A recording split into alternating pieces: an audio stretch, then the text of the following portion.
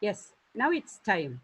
With your permission, I just going to start the sessions. Hope I am audible to you.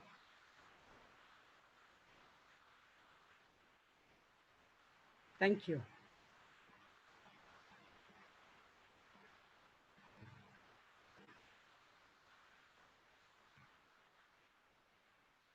A warm morning and welcome everyone. I am Sister Sheila Paul, IQSC Coordinator, Assistant Professor, Department of Education, Don Bosco College, Assam. I belong to the Congregation of Sisters of St. John the Baptist. Thank you for joining us today webinar on research and education during and after COVID-19, organized by Internal Quality Assurance Cell, IQSC, Don Bosco College, Golaghat, Assam, in collaboration with Marian Autonomous College, Kerala. Today we have two sessions. The first session is on the topic, ethical issues in research and avoidance of plagiarism. We have eminent and experienced personality, Dr. Utpal Das from Dibrugarh University, Assam. The second session is on the topic, the role of students during COVID-19 by Professor Harry Cletus, retired principal, St. Albert's College, Kerala. My dear friends, before we start, we need to make some announcement to all esteemed participants. If you have any questions during presentations, write them in question answer segment and your questions will be answered at the end of each session. After each session, we will post the link for feedback. Kindly fill up the feedback form. Certificate will be provided at the end of the second day webinar. Wish you all the very best.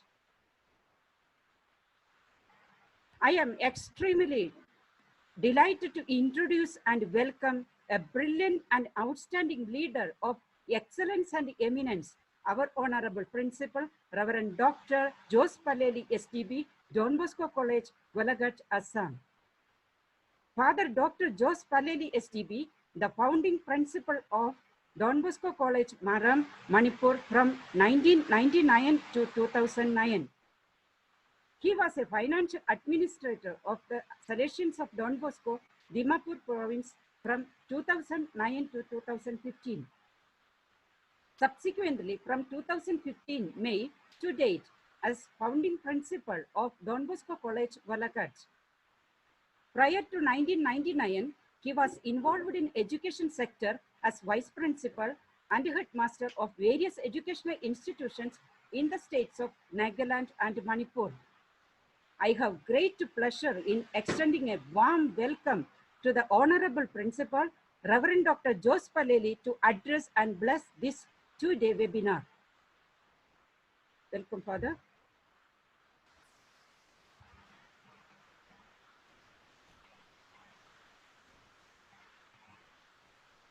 Good morning to all of you. Thank you, dear sister, Dr. Sheila Paul, for your wonderful words. I am very happy to say a few words as a word of introduction of the webinar. We have 820 participants registered for the webinar, Research and Education during and after COVID-19. COVID-19 has acted as a catalyst in causing a paradigm shift in the teaching-learning process, which was long overdue. This webinar, with inputs from experts in the field, will shed light on how we should proceed at this time of pandemic and after. We have participants from 24 states and union territories of our country and some members from Kathmandu, Nepal. 72% of the participants belong to the 8 states of the Northeast: Arunachal Pradesh, Assam, Nagaland, Manipur, Meghalaya, Mizoram, Sikkim, and Tripura. We have 453 academicians, 15 principals, 79 research scholars, and 258 students along with other 15 members for this two-day webinar. A hearty welcome to all the participants. I am happy to welcome the four resource persons, Dr. Utpal Das, Professor Harry Cletus, Dr. Anil C.H. Bora, and Dr. Binu Thomas. We are very grateful to Marian College Kuttikanam Autonomous for giving us all the support and taking this webinar as part of the Paramarsh scheme. As a Mendi college, we have received much support from Marian College Kuttikanam, and in a special way, our thanks go to Dr. Binu Thomas and Professor Harry Cletus for their much support and encouragement. I thank the management and all the faculty and staff of the college for making this webinar a reality. Being the first of its kind, it has been a learning experience for all of us. Hearty welcome to all of you, and I wish you a happy learning. God bless and good day. Thank you, Reverend Dr. Jose Valeri, for your inspiring message and lessons. Now, I call upon Ma'am Alankrita Borthakur, Head of the Department of Sociology, to introduce and welcome our prominent speaker, Dr. Utpal Das. Thank you, sister. A very good morning to one and all present here. I, Alankrita Borthakur, would like to take the opportunity to introduce and welcome our resource person, Dr. Utpal Das. Dr. Utpal Das is the Deputy Librarian and University Librarian in charge. He is the University Coordinator for Shudganga and Plagiarism. Also, Manuscript Resource Center and Manuscript Conservation. In his credit have more than 38 publications of local, national and international level. Also, he has accomplished 19 invited lectures of local and national level. He has also delivered a lecture on scientific conservation of wood origin manuscripts of Assam at Hamburg University, Germany. Dr. Utpal Das will give his insights on the topic ethical issues in research and avoidance of plagiarism. A hearty welcome to you, sir. Thank you to all. Thank you, Ma'am Alankrita Borthakur, for your affable welcome. We are very privileged to have such a great and experienced academician as our resource person to educate us about the ethical research in ethics in research and avoidance of plagiarism. Once again, I welcome all highly honorable speakers, panelists, and esteemed participants to this two-day webinar organized by IQSC, Don Bosco College, Assam, Northeast. May I request Dr. Utpal Das to take over the session. Please, sir. Thank you, Sister Dr. Stella Paul, and also a very good morning to you, and also Father Dr. Jose Pele, and all the fraternity of Don Bosco College, Golaghat, and also Mariam College, who has also cooperating in this webinar. And also a very good morning to all the participants in terms of many principal has joined. So good morning to the principals, academicians, and all the other participants, college faculty members, and of course there are some research scholars and also students. I would like to share my my presentation now, and that is, as I have been taught to provide a lecture on ethical issues.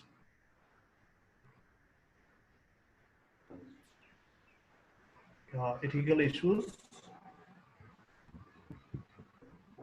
and avoidance of plagiarism.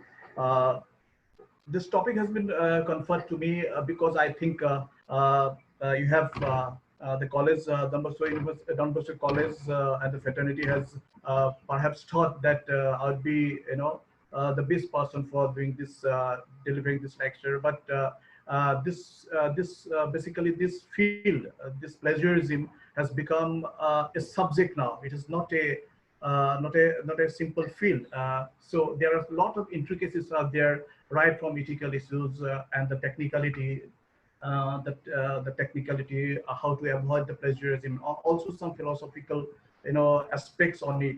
So it has become a big subject now, and encompassing all these issues. Basically, the timings, 1.5 an hour is not a very big time, but even then I'll try to put the basic things so that a right message goes to the audience, that what are the actually basic issues that containing the research, and also how to tackle it, how to avoid it, as it has become a big menace for us, basically. So before starting, just I would like to just go ahead. What is a research? Basically, when you talk about research, there are a lot of definitions has been given by many philosophers and many scientists, social scientists. They have given, but I have taken the very lucid one that is given by Oxford English Dictionary.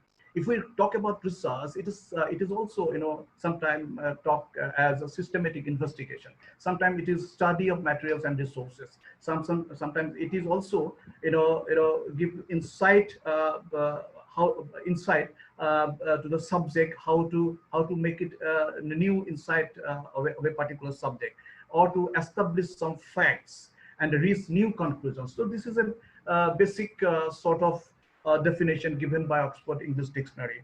And if I see from Research Excellence Framework 2014, it is basically from the UK. So they have given 2-3 ideas regarding research. They say the research is a process of investigation. That means how to investigate in a question and bring insight. Bringing new insight. That means it should be a new one, not the existing one or existing view. A research must bring something new always. So effectively shared, and that has to be effectively shared, because it should be come to the functionality of the societal benefits. So and also further research or other sort of involvement that must carry with the new insight. The research is also a multi-stage process. When you talk about multi-stage process, it is not just a terminology. There are various stages we have to come across to do research.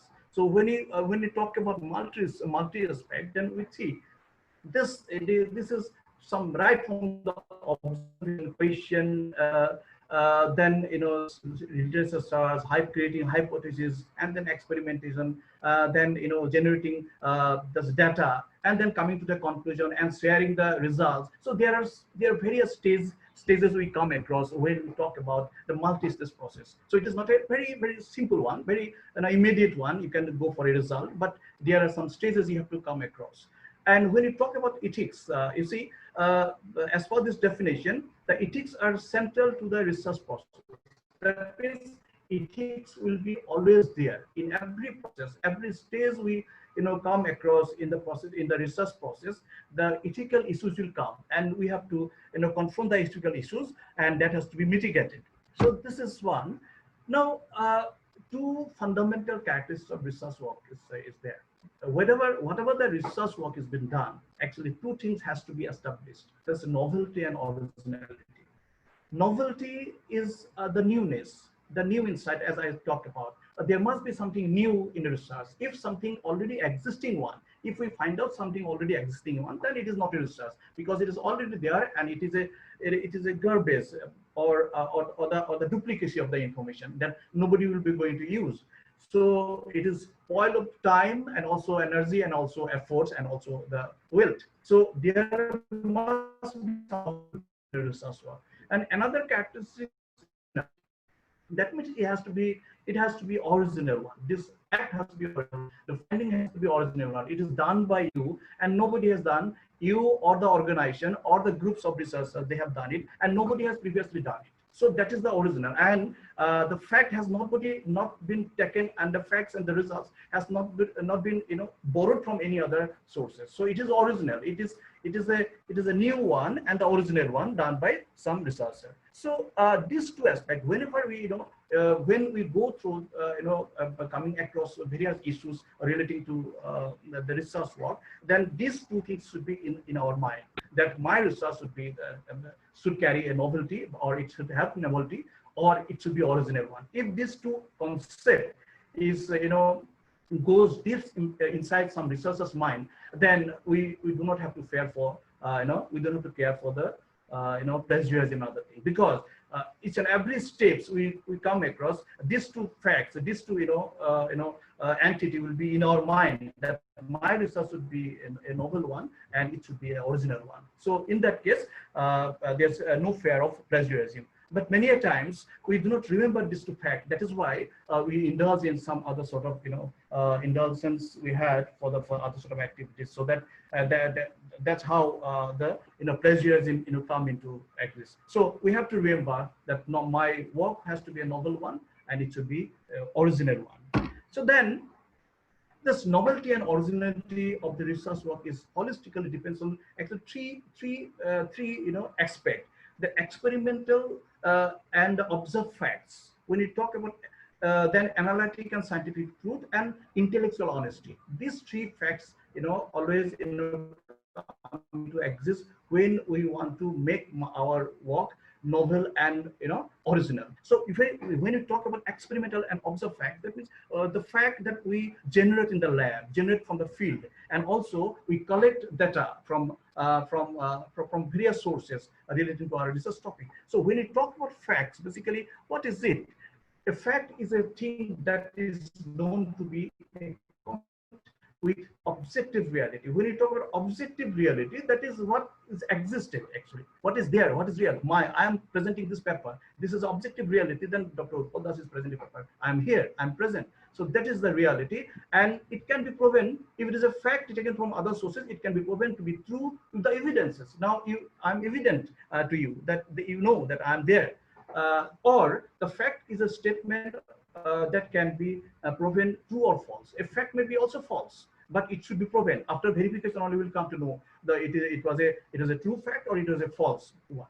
And a fact is a statement about the real world supported by convergent evidence. How many times you want to taste it? Actually, all the tests, all different sort of experiment will will support it. Then it becomes a true fact.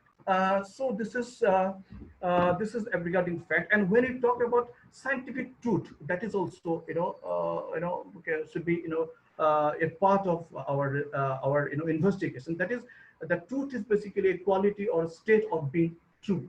So that is a truth that you have to be. That should be a fact one, and quality or a state of being a truth.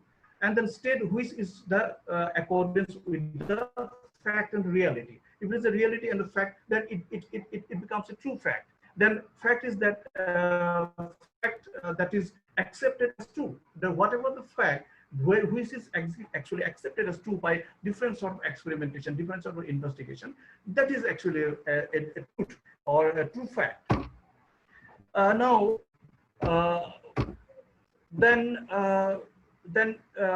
When we also talk about the scientific truth, then it should be supported by actually three characteristics: the reproducibility, verifiability, and falsibility. Reproducibility is that you can reproduce the fact each and every time.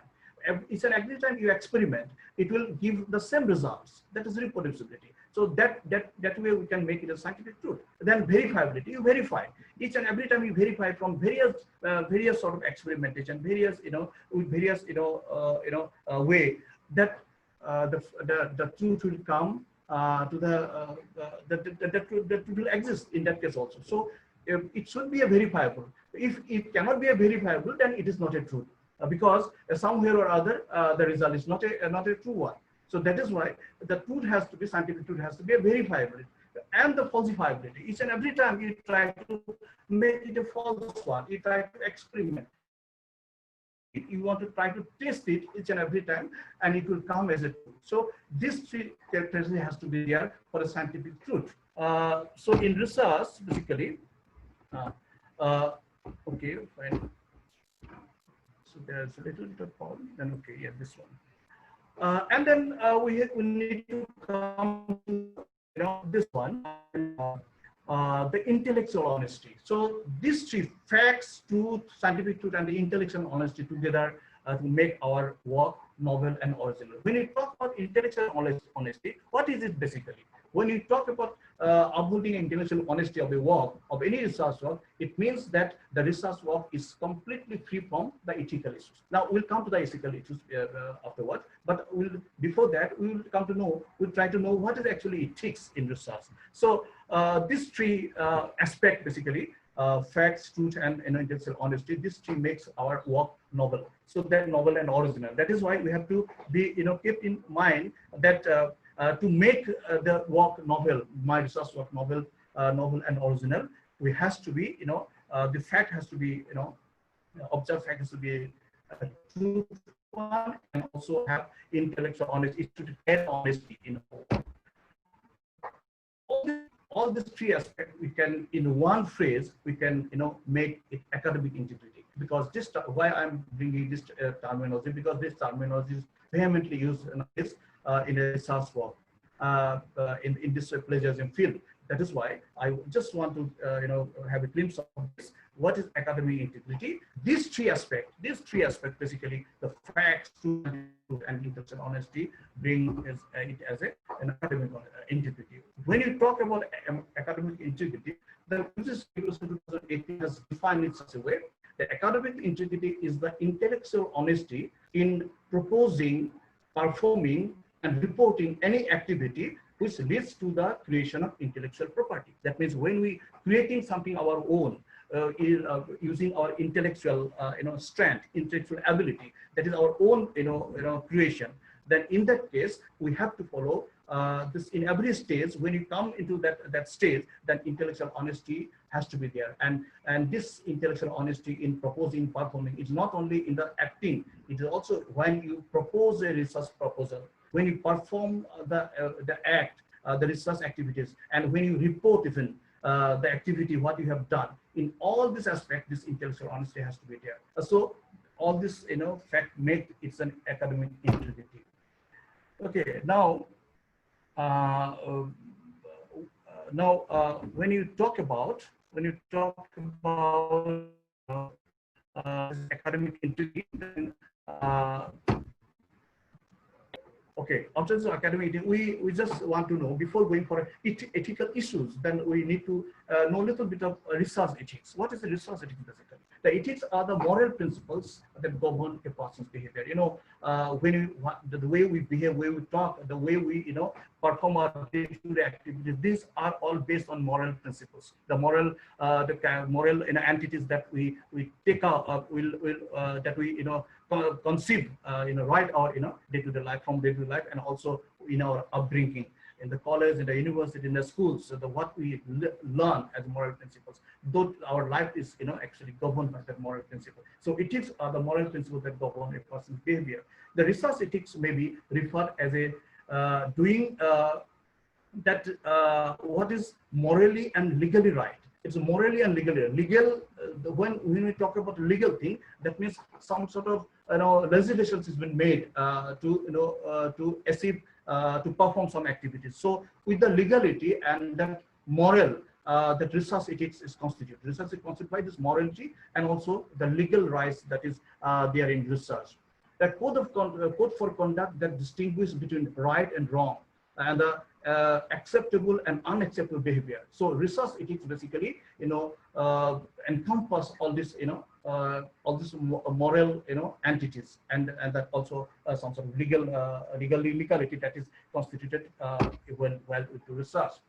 According to Beckman and Rogge in 2019, there can be ethical concern in every step of research process. It is not that you just adhere to some sort of principle or morality while you do research, but in every step, when you come across the research work, this ethical concern has to be there. Ethical matters may arise. So according to them, there can be ethical concern in every step. you've done what new technology, the new technology, how it has, overpowered our behavior, attitude, and also the magnanimity of the information that is there in all around us through basically nets and all. So this sort of technology, and also the using the information technology, how to retrieve information and how to collect information, how to gather information, all this technology has also bringing some sort of ethical concern to us.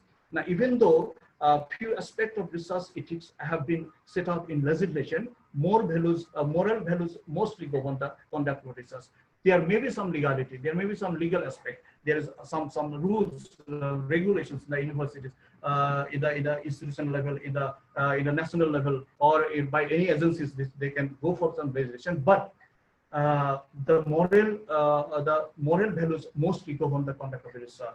So it is not only the legislation, the moral values act more in doing research. Research ethics provides what basically? Why we have to have research ethics? Because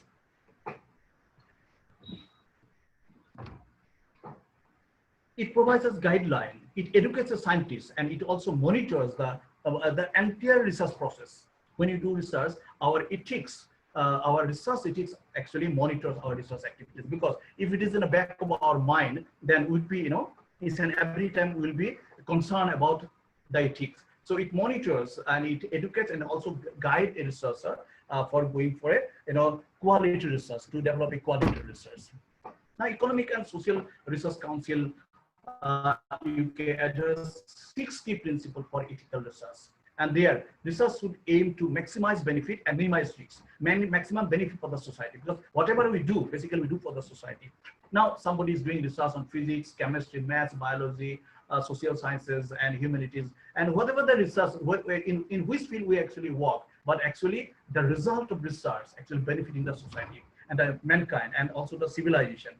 Actually, all results is directed to the civilization and the mankind, benefit of the mankind. So it must be maximized benefit. So whatever we do in research, it maximizes the benefit of the individual or the society, and also minimize the risks. That means our research work should not bring, destruction to the society or some wrong concept of the society. So minimizing that risk. And right and dignity of individuals are and group should be respected. When you talk about research, the many times we take as a subject matter in human beings, animals, and other sort of subject is some sort of racial topics we also take. So rights and dignity, in doing that sort of thing, rights and dignity of the individuals of the group, of which we take as a subject, as a research topic, should be respected always.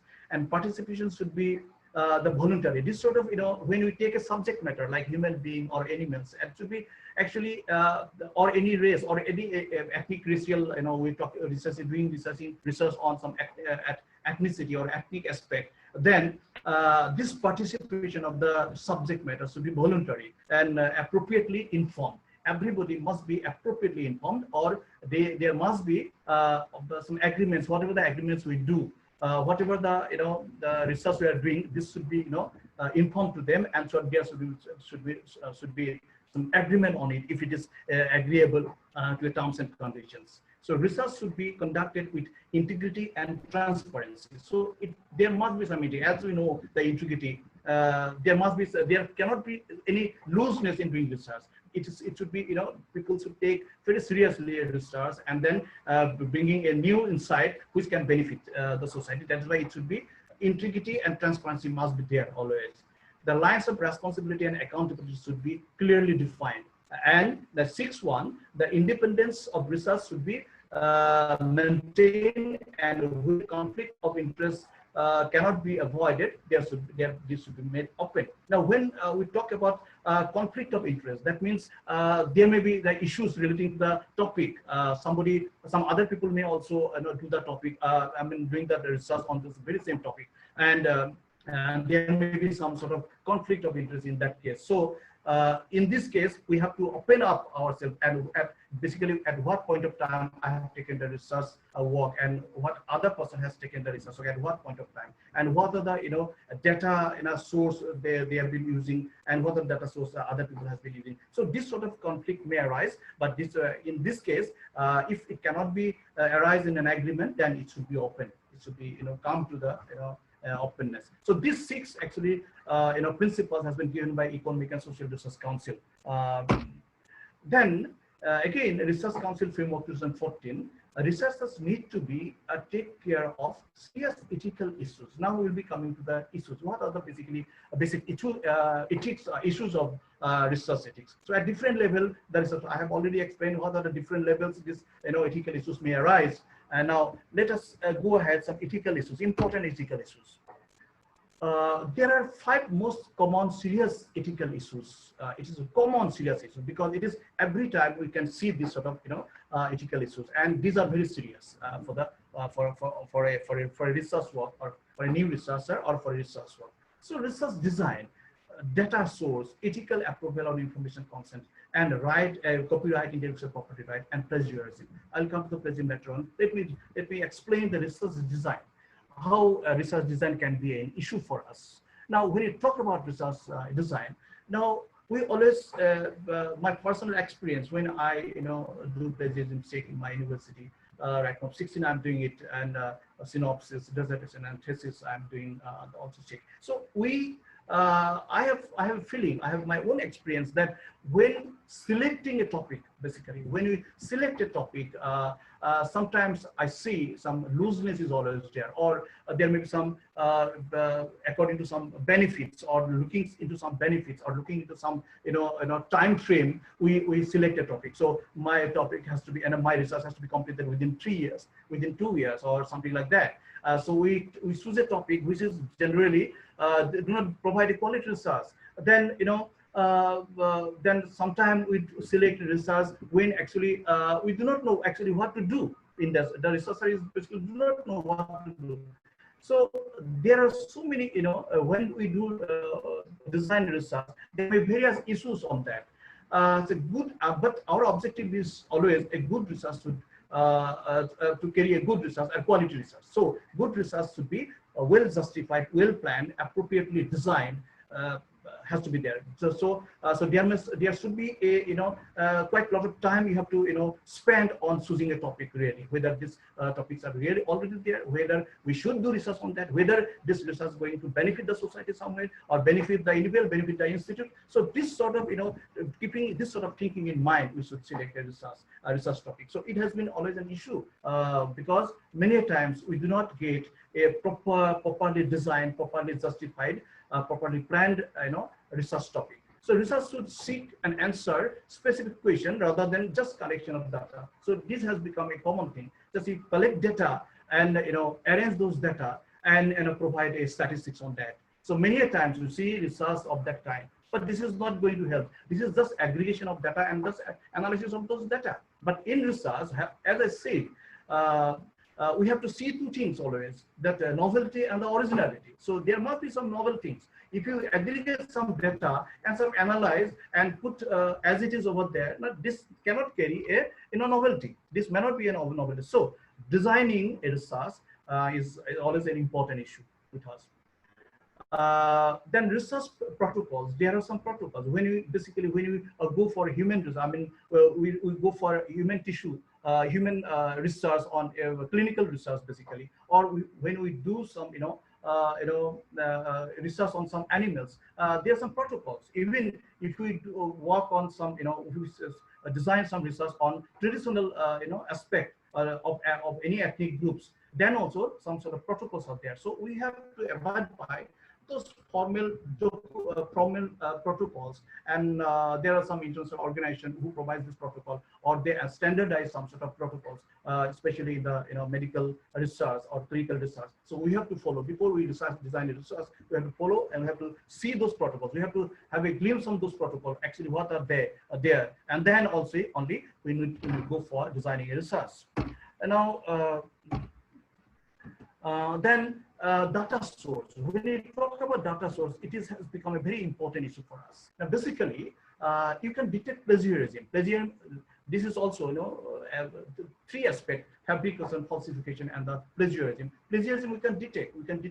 Or we can, somehow we can come to know that this something, some similarity has been there with other sources. But when you go for fabrication and falsification, when some researcher does fabrication in his research work, or the falsification he does over there, then it is very hard to detect this one. So you need a very high level committee of experts who can actually define all those intricacies of it. Now, what is fabrication? Making up data or result and recording and reporting those. So making up data. When you suppose you are observing a rainfall data. Suppose you are of the rainfall data.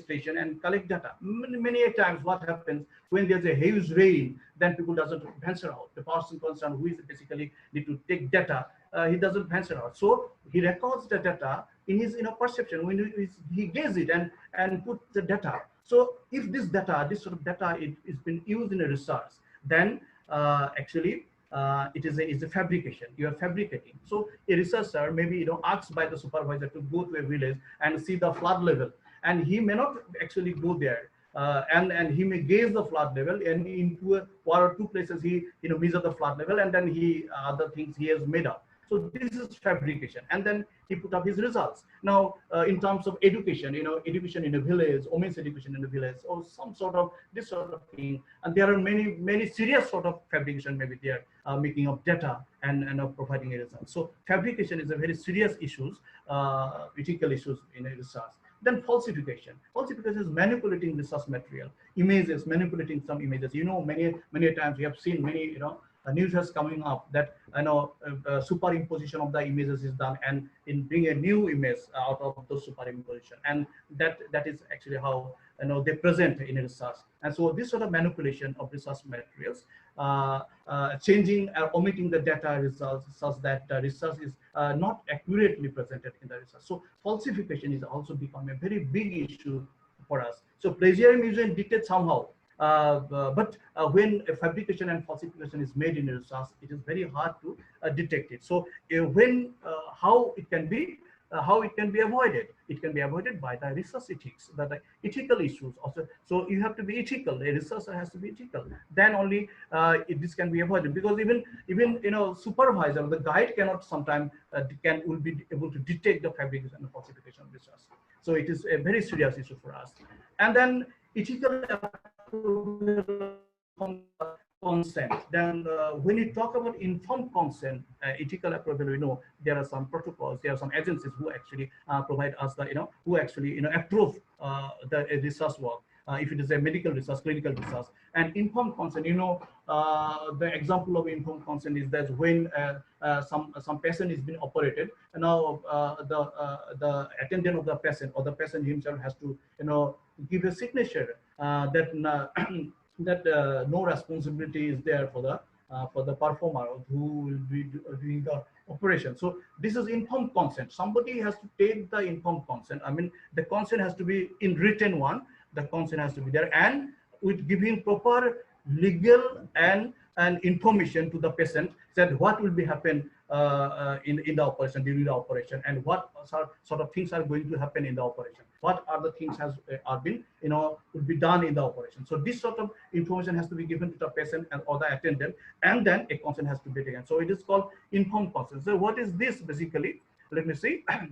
The ethical approval or informed consent has to be there in a research work. When we design a research work, at that time, actually we go for this sort of approval. The use of human tissues in research should conform to the highest ethical standard. It must be highest ethical standard. Fully informed consent or international guidelines, such as those of the Council of International Organizations of Medical Sciences, CIOMOS, are there for the medical research, and also the guidelines to be followed. If a consent cannot be taken, the guidelines has to be followed.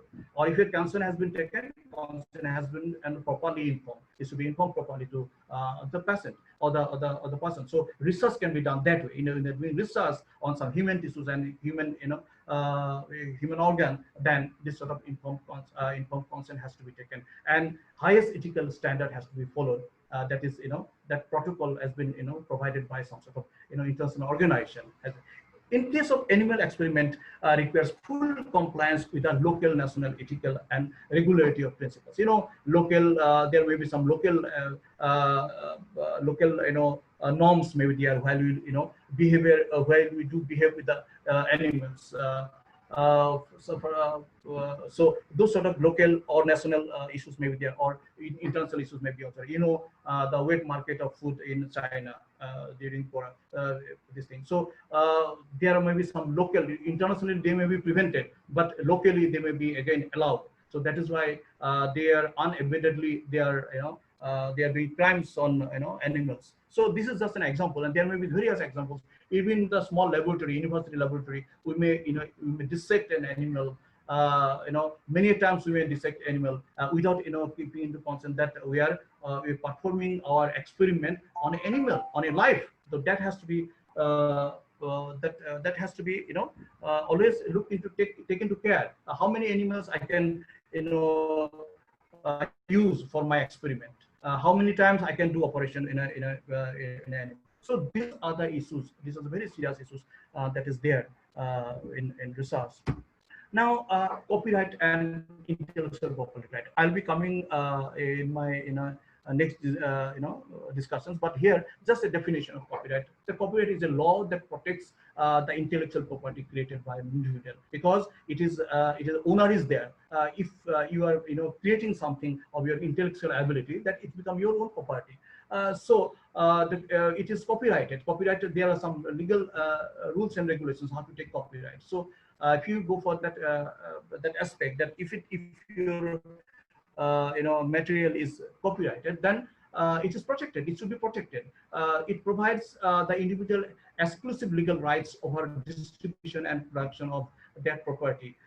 Intellectual property of an individual may include music, image, written words, text, whatever it is, whatever he creates by himself, that the copyright may be there, or intellectual property right may be there for that. Without written permission of the owner, reproducing someone else's ideas or information is considered illegal as per the copyright law. So you have to take permission, real agreement. You have to come to terms in terms of coming to some sort of terms with them, agreement terms with them, and then only you can pass if it is a copyrighted. But there are also some academic, when you do some academic research, there are also some fair use category. When you go for, there is a concept of fair use. So how much we can use a copyrighted material, that is also there. So we'll be coming to that that aspect afterwards. Now this is the fourth issue, that is very important ethical issues, this copyright and intellectual property right in research work. And then plagiarism, then what actually basically we'll be talking about. So just for a definition in this moment,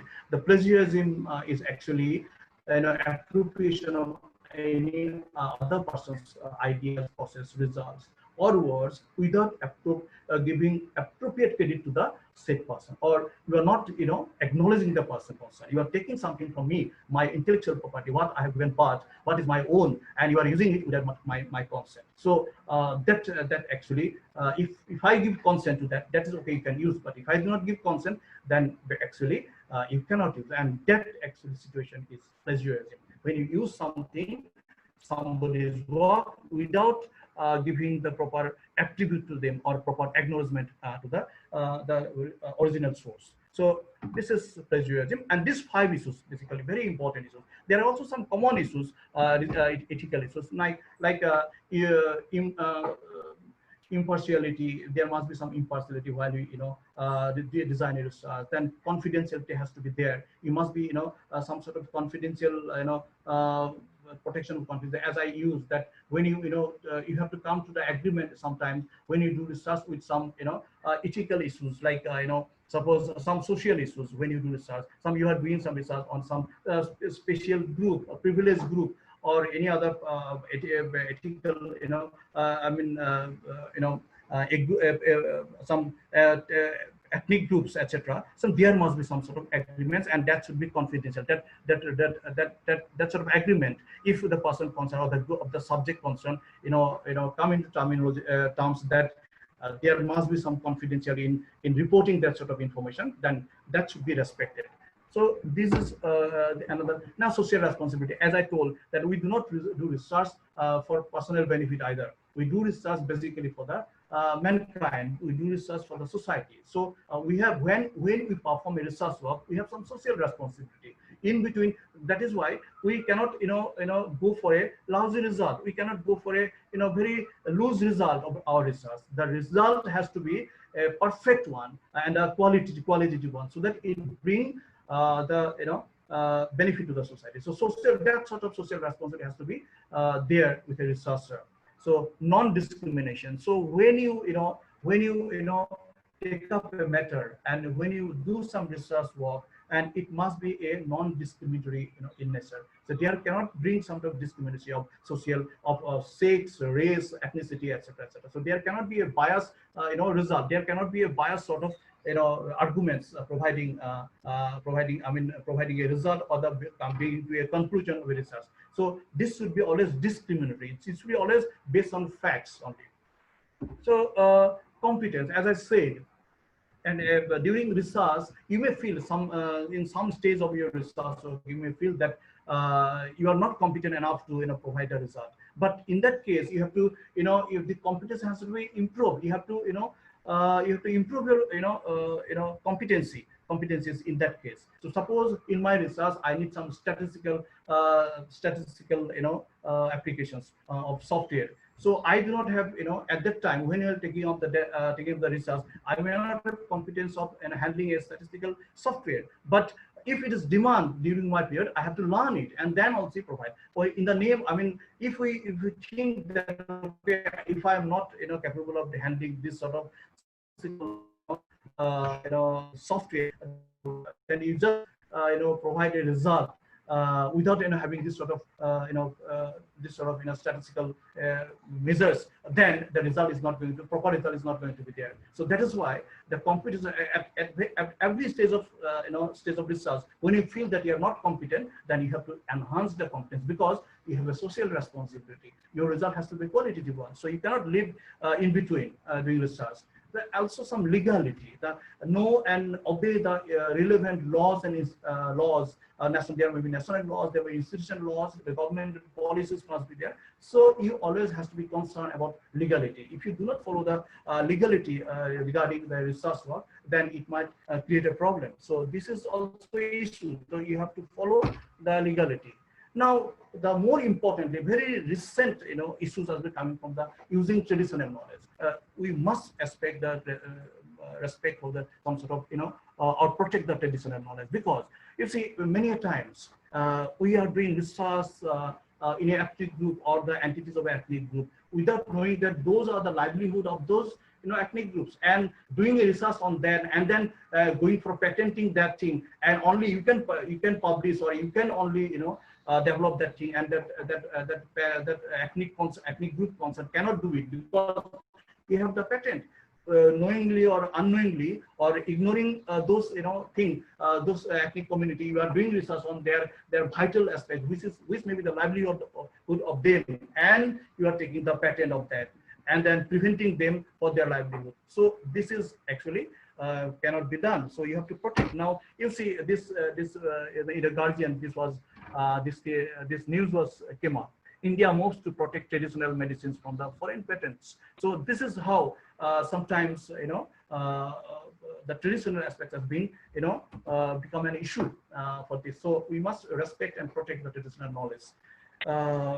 So this is this where actually basically all are the ethical issues in a nutshell. We have I have explained that there are so many things, so many intricacies. There are some philosophical views also of there, but I have brought up the practical views actually, so that everybody can understand the issues and how we can avoid those issues. So now, as we are talking about avoidance of plagiarism, let us see what is it and how to avoid this thing. The time is almost 11. I have to conclude. So I have to go for this. Now see the definition, the use of ideas, concept, and words or structure without appropriately acknowledging the source or source to benefit in a setting where originality is expected. Actually, when you do not acknowledge taking ideas, concept, and words and structure and claim that it is of your own, then the plagiarism happens. So let me go for rapidly. There may be some international, there may be so much of, so many, scientists work on it. And basically what we see, I think one very practical, development by Turnitin in 2015, they have, identified 10 main forms of plagiarism. I have just exactly put what they have put it. Now, just me read out all those things. An act of submitting another's work word by word of one's own. Then a written piece of, second aspect is this: the written piece of piece that contains significant portions of the text from a single source without alteration. You just take a huge amount from a single source and without alteration, and do not acknowledge basically. And then in the third category, they have said that an act of changing keywords and phrases, but retaining the essential content of the sources. You change some keywords and also phrases, but retaining the essential content of the sources in a paper, but you do not, cite the original source. Then fourth one is an act of paraphrasing from other sources and making it content fit together seamlessly. Now, many a times when you talk about paraphrasing is also plagiarism. But in case of when the fair is when it comes to academic research, then many a times we do paraphrasing. But during paraphrasing, we must acknowledge and we have to provide the original source. We have to cite the original source. And paraphrasing is actually sometimes when you do paraphrase, sometimes it actually analyze. It thinks it's been analyzed in your brain, and then you put over there. So sometimes it helps you to analyze a original source and put it as you will. But in that case, you always have to cite the sources, and you have to acknowledge the sources. Now, there is another act. There's another act, that is the act of borrowing generously from one's own previous work without citation. That is called self-plagiarism. When you go for the self-plagiarism, basically what we do, we borrow from our own sources, actually, which is already published. Once it is published, that means there may be copyright to the publisher. Or when the published work, you again bring it to your own another work and do not cite it, and do not give the information that it is your previous work. From this previous work, you are actually trying to have a new insight, or also having some novelty. You are trying to bring some new novelty. If that is not there, then it is an act of self-plagiarism. So you cannot bring duplicacy of your own research work. In that case, people may write thousands of papers, because if we do not regard this as self-plagiarism or self-regard, then we can produce thousands of papers of the same content. So that is why it is prevented. Somewhere the self-plagiarism is not allowed. Now, another thing they have given, Turnitin has given, this act of combining perfectly cited sources with copied passages without citation. So we are, combining perfectly cited sources with copied passages. We copy a passage and put it over there. Then a paper that represents a mix of copied materials from several different sources without proper citation. That is also an act of plagiarism.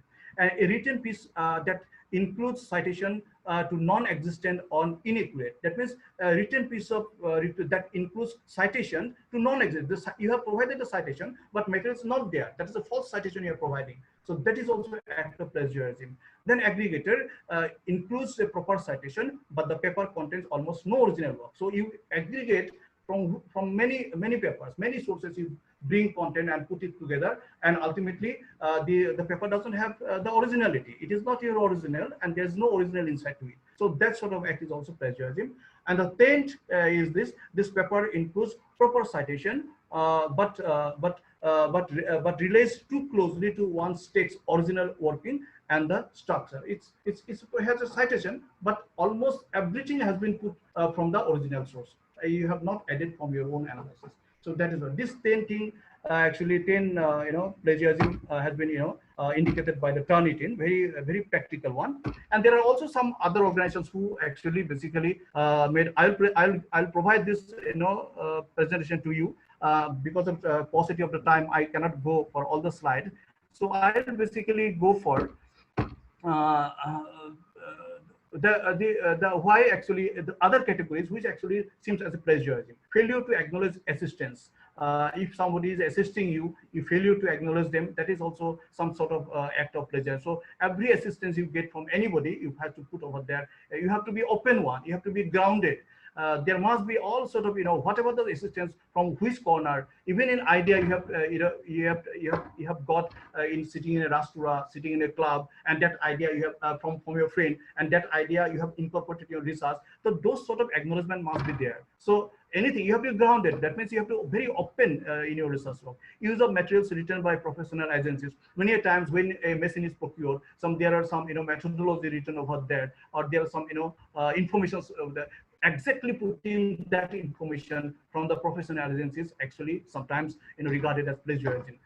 Because this is copyrighted to the agency, the company, not for you. You can explain it and put it over there. The repetitive research, that is repeating the same idea. Many times you are repeating the same idea and doing in a different idea is the same, title is the different, and you are giving the same idea in different titles. So this is a repetitive research.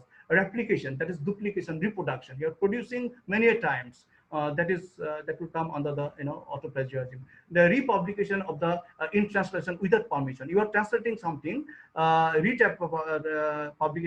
publishing something, translated work, but without any permission. So that also sometimes treated as plagiarism. You have to take a permission.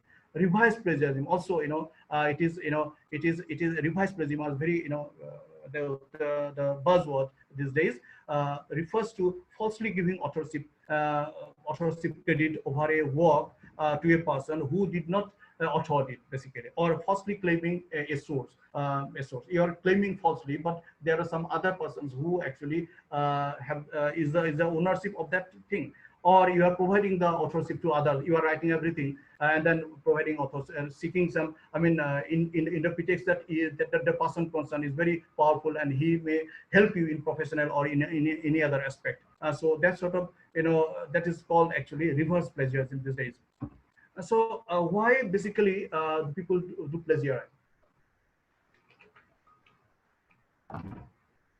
The study pressure. These are the common examples that provided by many scientists why basically people do plagiarize. There may be study pressure, disorganization in his life, academic life, in his own life. He may be disorganized person, so he's indulging in a research now, and now his research is also definitely maybe a disorganized way. The poor study habit, and then cut and paste culture, that rote learning. We know from the childhood we are coming up the rote learning, whatever we memorize it and vomit it in the examinations, or that habit remains in the research in that phase also, and we try to copy and paste, and without knowing that this is a crime, we put it in our research work. So that habit is always there. English as the international language. So many times people doesn't. The researcher may not be well acquainted with the English literature, but he has to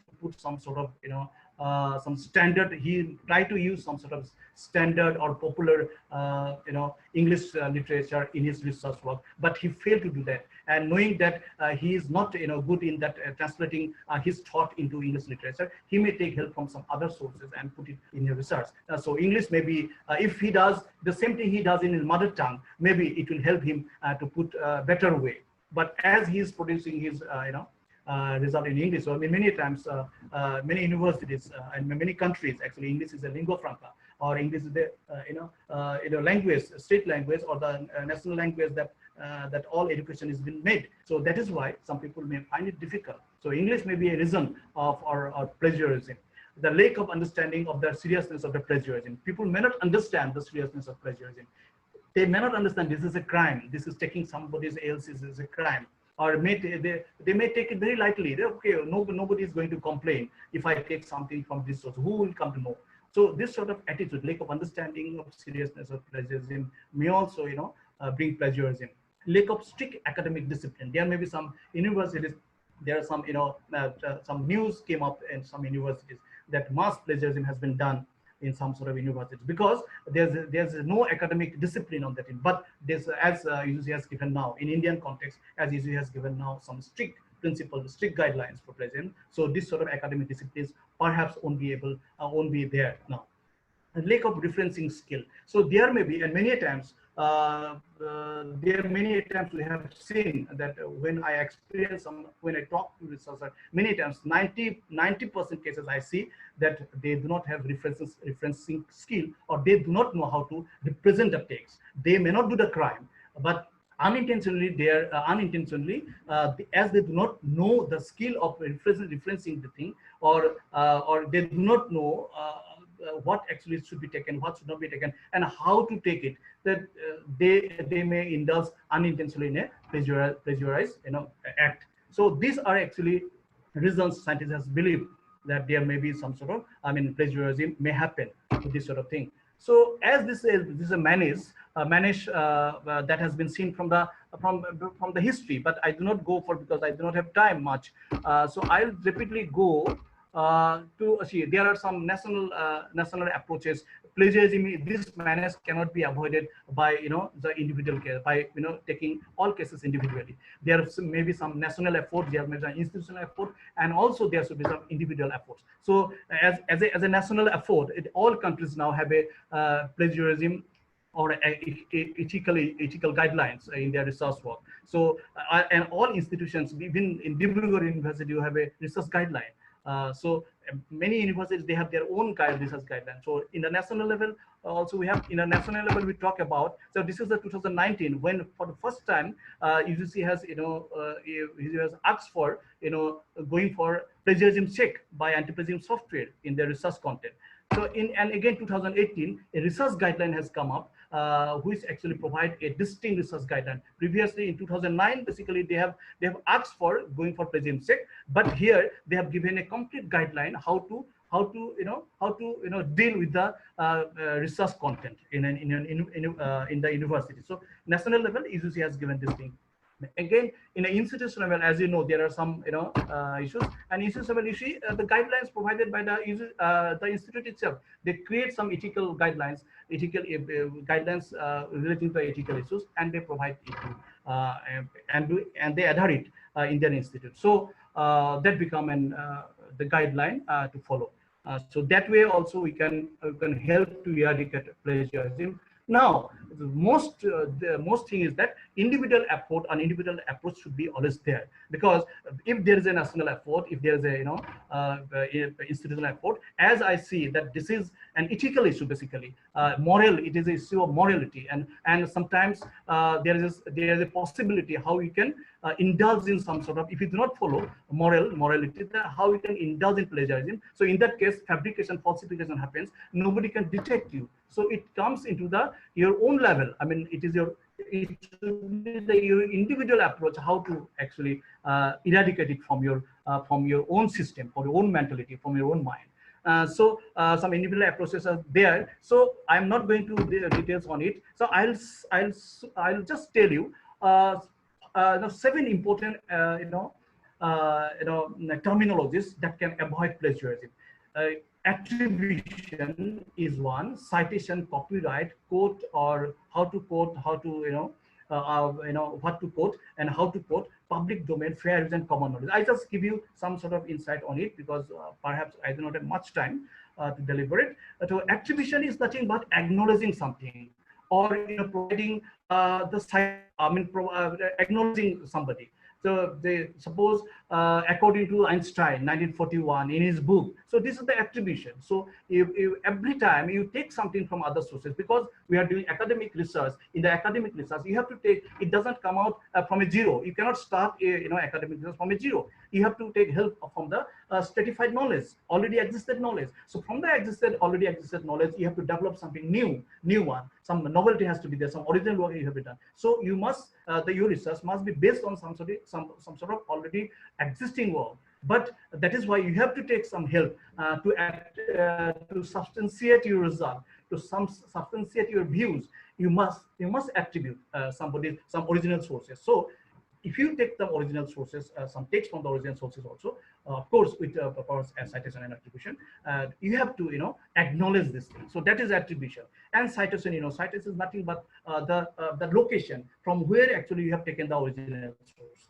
If I, in a shortcut, I can say it is a location from where actually you have taken the original sources. So the reader of your paper or the reader of your research, the expert of your research also might want to go to the original sources from where actually you have taken that text. So that is why we give citation, so that the expert, the reader, can go to the original source and see what is there actually, whether it is a true or it is a false one. So citation is nothing but a location from where you have taken the original text. Now copyright, as I said already, it is a right. It is a ownership. It is a right somebody has, own automatically sometime, and also you have to go through the legal aspect of the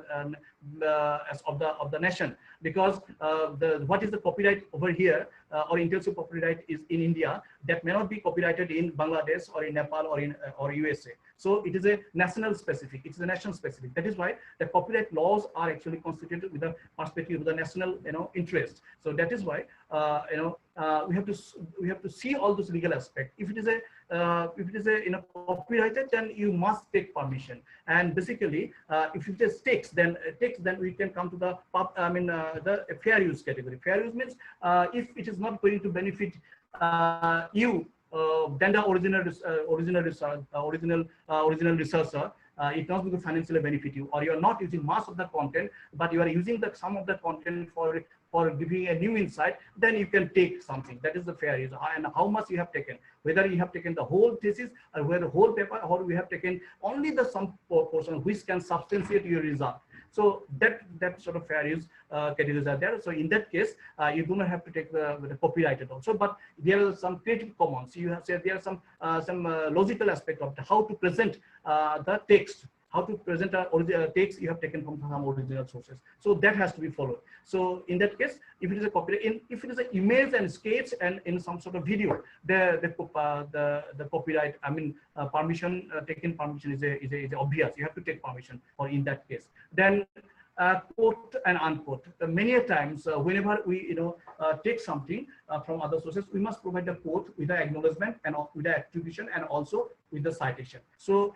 how much we can quote, how much we cannot quote. I have a slide over here. So many times till 3 to 4 words, you don't have to provide a quote. But if it is more than 3 to 4 words, then till 39 words, you can provide a quote. And if it is more than 39 words, then you can bring the complete text without quote, but keeping it 5 indent, 5 space away from the right indent, from the left indent. So you can give a different, text, complete text you can provide, keeping it, 5 space from the left indent of your paper. So that way also it will indicate that the entire text is taken from other sources, as it is more than 39 words. Then now public domain. What is a public domain? Actually, there are some non-copyrighted material, open source materials are there in a network, in the internet or in the public domain. So those you can take, like reports, government reports, census report, etc., etc. Some organizational report. Those are public. Those are kept for the public. So if you copy from there, there's no problem. But you have to, as I said, attribution and the citation must be there. And regarding some sort, census report or this sort of government report, you can take the data exactly whatever provided by the government agencies, because these are for the public use. But sometimes we see below the data there are also analysis provided by the concerned agencies. But you cannot take those analysis. Analysis is made by the organization for a different purposes of that particular data. But you have to make your own analysis of that particular data set you have taken from there. So this is something about public domain. Fair use, as I said, we can use the fair use is a criteria. Actually, there's no legal written protocol for that. but fair is a criteria. You have to understand how much you can take from a research work. You have to judge by yourself how much you can take to substantiate your result, and if you take something, whether it is going to affect the original researcher, affect the original sources financially or other aspects. So you have to see if you are using the source and benefiting yourself and keeping aside the original source, then you cannot use it. It is come under the fair use category, so you cannot use that one. So only for the academic purpose, for enhancing your subject domain, for contributing your subject domain, whatever you are taking for the academic research purpose, that you can take something, because you are enhancing the domain of your subject. You are extending the knowledge content of the particular subject. Now, some common knowledge. What is a common knowledge? It's a phrase, common phrases and common knowledge. Like if somebody say that leaves are green, if you write leaves are green, you don't have to give a citation. The leaves are green from these sources, because it is a common one. Everybody knows. Child knows. Everybody knows. So these are those content which are known by everybody, at least known by 10 papers. 10 sort of papers has been published without giving a citation, because sometimes you may be confused one that whether this is a public common knowledge or not. Then in that case you have to see whether 10 or more than 10 papers, whether this particular text has been quoted or unquoted, or they have given citation or not. If they have not given citation at least in 10 papers, then you may come into understand that this is a common knowledge and you can use that way. So common knowledge is that which is known by everybody, and for that you don't have to, like taxonomy, that terms of taxonomy of the plants and the names of the mathematical formula, names of biological names, geological names, etc. Then any sort of formula, common theory that you are using. So these are the common knowledge because it's known by everybody. So these are the 5 attributes we have. These are the 7 attributes we must know to avoid plagiarism. So if we as a researcher, we must have a little bit of understanding of this 7 concept. And if you know this 7 concept little bit of, or you follow this one, and you can avoid plagiarism 100 times. Now, just for last slide, I would like to tell you there are many things out there. You can what actually excluded from the plagiarism. Many people may have in this question that what are the actually is not excluded included in the plagiarism. It's are excluded from the plagiarism sake. It is quotes. If you provide the quotes, those are excluded. Bibliography are excluded from the plagiarism. Phrases, that is common phrases we are using, and small matches up to 14 words. That is by the UGC 2018 regulation. If it is a common continuously 14 words are matching, then it is not plagiarized. But if more than 14 words, then it automatically will come into that. Then mathematical formula, scientific laws, institutional name, departments, etc., and a small similarity, less than common similarity rather, less than 1%. These are basically are not excluded, not included in the plagiarism check. Now, these are in a plagiarism software. In a nutshell, I just want to tell you, just give you one idea, that in a plagiarism software, when we check the plagiarism software, we do not actually basically check the plagiarism, because no software can detect plagiarism. It detects the similarity. It detects the similarity. It is the interpreter.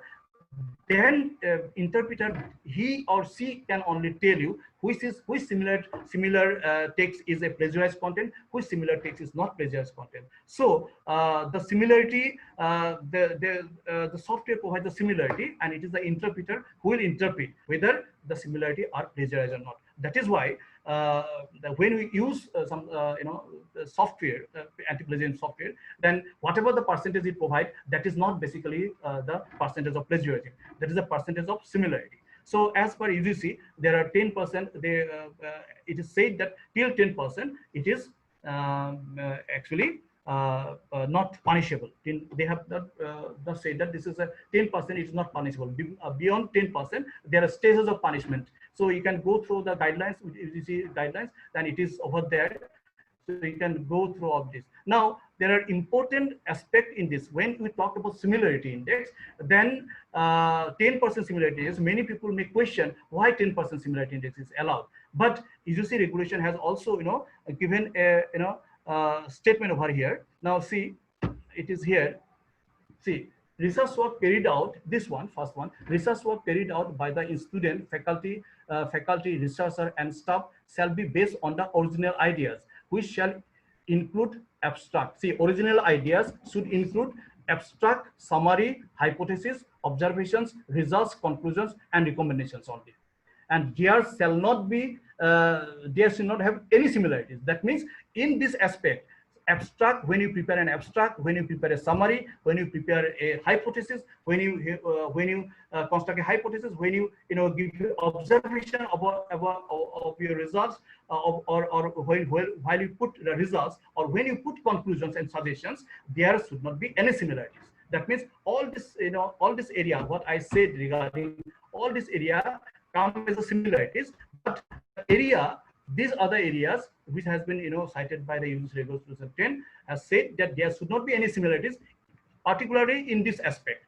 So that is this is my last slide. There are many slides out there, but I thought the time is over.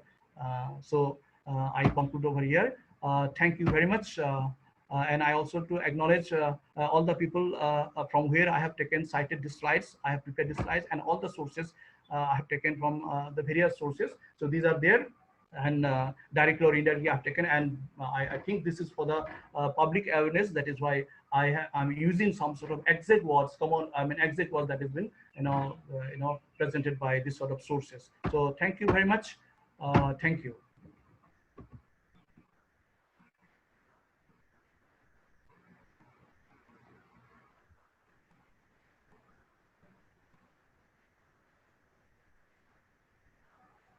Where is my panel? Yes, sir. I have not been able to see you. No, I have minimized it. Now where it is, where the minimization? Right. Yes.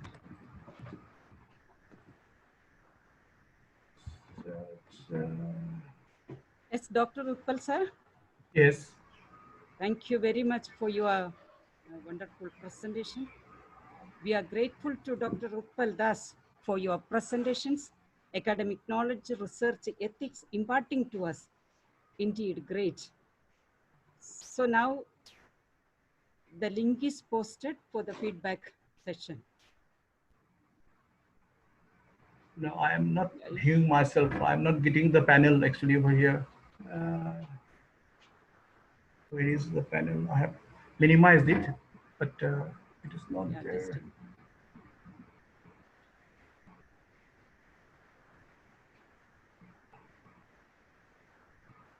Yes, sir, they are making it right.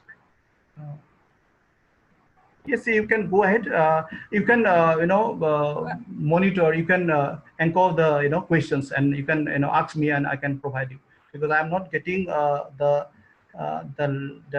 one. Stop share. Okay, now fine. Yeah.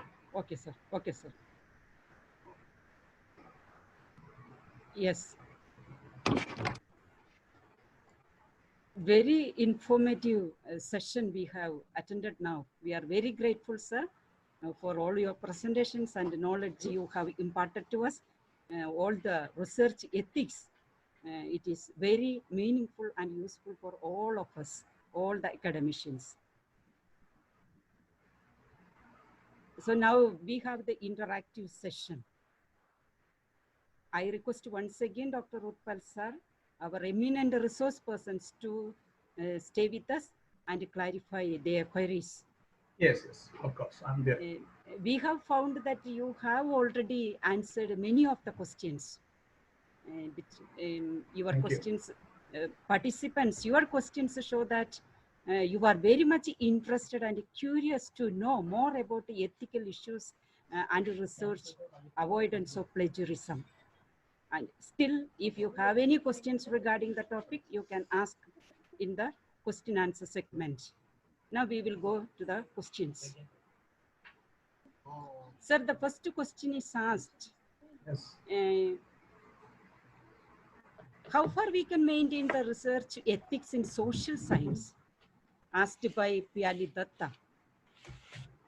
Yeah, actually, these are the what I have actually described over here. These are the practical way how to avoid plagiarism. But there is always a philosophy behind plagiarism and ethics always. So this is a very there are so much of arguments has been there all over the world. How far research ethics can be followed in a social science research, in a scientific research, basically terms and conditions are there, legalities are there. There are some protocols, there are some standards, and that way in social science research also are there. But as I said, as the social sciences basically deals with the humanity and then society and then also societal aspect many times, we have to see the moral judgment, your morality and moral judgment are the basic things that will follow that need to be followed while you do research in social science. So it is not legality. Many times legality cannot help you if you do not understand the moral value of it, the objective of your research, because you are doing research for the societal benefit and for the mankind. And also there must be some sort of novelty and originality has to be there in your research work. So you have to follow the moral guidance. That is why the importance of the ethics in research. Basically in the social science also we can follow that way. I hope I answered. Yeah, thank you very much, sir. Again, Jacob Schiller has asked a question: how to paraphrase our references from sources so that we can avoid plagiarism? Yes, it is a very vital question, and many times I experience this with my research scholar in my university. When you do paraphrasing, you must understand that exactly you cannot put it. It is not a paraphrase. If you put exact the thing, then it is a verbatim, word by word you are placing it. So what actually we want, what a expert want, why actually we do paraphrasing also. We need a text which needs to be substantiated with my result, with my vision, with my view. That is why we take some original research content over there. Now while doing that, we have to analyze the content that has been taken from the original source and put it in our own. Now sometimes what will happen, now people who just put some synonyms, some other words, some similar words they put it, or similar sentence they put it, and feel that that is a paraphrasing. That is not a paraphrasing. Paraphrasing is this: completely you analyze, completely you understand the fact from the original source and put it on your own word. Now a very I will give a trick how to avoid plagiarism over here. Suppose you want to paraphrase a 10 sentence paragraph to your text. Now in the 10 sentence paragraph you have to analyze it in 2 or 3 lines or 3 or 4 lines. So you have to minimize your analysis to 2 or 3 lines. Then automatically your view, which will be putting of the paraphrase, is not going to match with the plagiarism. So will match with the original content. That is how actually we should paraphrase. I think I answered this. Okay, okay, sir. Thank you so much. Again, Dr. Pankaj Chakraborty has asked a question. In the first principle of ethical research says about minimizing risk and harm. Is it referred in the case of individuals? Is it a? Is it referred in the case of risk and harm is referred in the case of individual? In the case of? Individual, persons. Individual. Person. Yeah. Again, can you repeat the question again? I just missed it. The first principle of ethical research says, ESRC, about minimizing risk and harm. Yeah. Risk and harm is referred in the case of individual? Yeah, obviously, because you see, this is a first ethics of research, because we are doing some sort of research for the societal benefit. It is sometimes it is also personal benefit. Personal benefit also social. As I said, whatever the research we do in a physical science, in the social science and humanities, or in any field we do research, it basically comes to the societal benefit. Actually, we are not doing research for the physics. In one day, we'll understand the whatever the discovered in physics, chemistry, maths, biology is actually is giving it coming to the societal benefit or the mankind benefit. That is why while doing research, we must ensure we must think that it cannot, that if this is a research that may harm a society, a feelings of a society, a feelings of some sort of individual, a feelings of some sort of community, then we must prevent ourselves to do research on that topic. Or ethically, we should follow some sort of guidelines which minimize harms, or which never harms it. Minimize harms means if it is a true fact you are providing, then you also intend that it might harm. If you feel that it is harming, then somehow, sometime you have to stay away from such kind of research, because the objective of the research is not to harm society. The objective of the research is to develop the society, develop the subject content, develop the knowledge content of the particular field. Yes, sir. Thank you very much, sir. Again, there is a question. Kindly explain convergent evidence once again. Convergent evidence. Actually, convergent evidence is that when you test a theory or a truthfulness or a fact, then in many a times we can test it from different angles. If it is a fact, it's a true fact, then whenever you from different angle, whenever you test it from different variety angle, the truth will persist, and it will give the same result. That is what the convergent, that means it is indicating the same result, it coming to the same direction. That means it is giving the same result, even if you are testing it with different means, different ideas, different procedures. Okay, sir. Thank you for your clearing the questions. Again, Sean Emmanuel has asked a question. Can you throw some light on ethical issues involved in doing archaeological research and document? Yeah, that is these days this has come many times, and when workshop and conferences I attended before COVID-19, then these issues came up. Those ethical, how it is ethical in the aspect of archaeological evidences. Now there may be many reasons. Now, if you take some burning problems like that has been very recently solved by Supreme Court in terms of India, Ram Janambhoomi and Babri Masjid. See, this sort of there's sometimes historical evidences say that the monuments might be there from the other sources or other race, or the thing has been reconstructed over some other monuments. But if this brings the turmoil in the society, if this sort of archaeological evidences bring turmoil in the society, somehow legal aspect has to be taken care of such a way that minimum harm or no harm is being done to the society. So those sort of evidences, that sort of ethical issues regarding archaeological things has to be there. And many times we have seen this historical aspect has been taken up in the ethical issues. But I think the legality of the nation's concern, the legal aspect of the nation concern, and also the constitution of the nation, they may because it is beyond individual capacity. So because it is a societal entity, societal issue. So the legal aspect of the nation or the particular national aspect has to be dealt with in those issues, dealing with those issues. Yes, sir. Thank you very much. There is, we will conclude the session with one more questions. Question from the participant.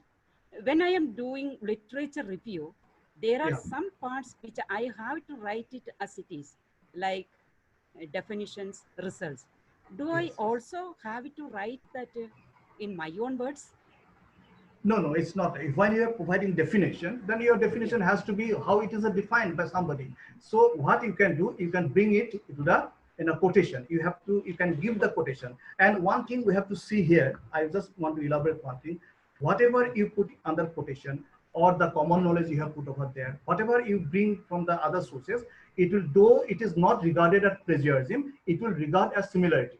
So as already there is a limitation of 10% similarity is allowable. So we have to try how minimum definition or the common knowledge or the any other aspect we can use of my thesis, because it has to come under the 10%, though it is not plagiarized content, as because there's a limitations provided by the guideline, UGC guideline. So we have to keep ourselves under the guideline, and we have to try as much as less, this sort of common definition. Suppose I can give 10 definitions. Out of 10 definition, I have to select the utmost necessary or utmost important definitions to this, and we provide that. So there is no point of giving 3-4 definitions for a particular aspect. So we have to minimize those definitions, put it there, and we put it under quotation, or if we do not put it under quotation also, it will come under the 10%.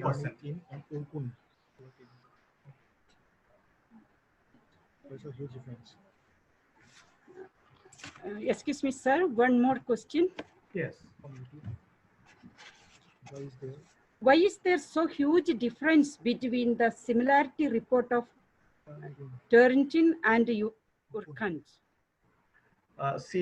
Because I do not belong to Urkun either, and Turnitin also, or Authenticate. My view might be used as a commercial one, so I don't want to give a direct direct answer on this one. This thing, I also understand this thing. This is a burning questions for many things, but how this can be interpreted? Sometimes it can be interpreted like this: when it is in case of Turnitin or in case of Authenticate, most of the topmost publishers of the world, like Elsevier, the Science Direct, and Taylor and Francis, they have, the Turnitin has the archives of those, already, this archives of those publishers, topmost publishers. And sometimes in other software, these sort of things cannot be purchased, because purchasing this sort of archives is also has some sort of agreement. They have to come to the agreement. It is also some sort of monetary things are there, involvement are there. So in organization, Elsevier may not sell all his archives, all their archives to a particular software. So they can become monopolize it for a particular software.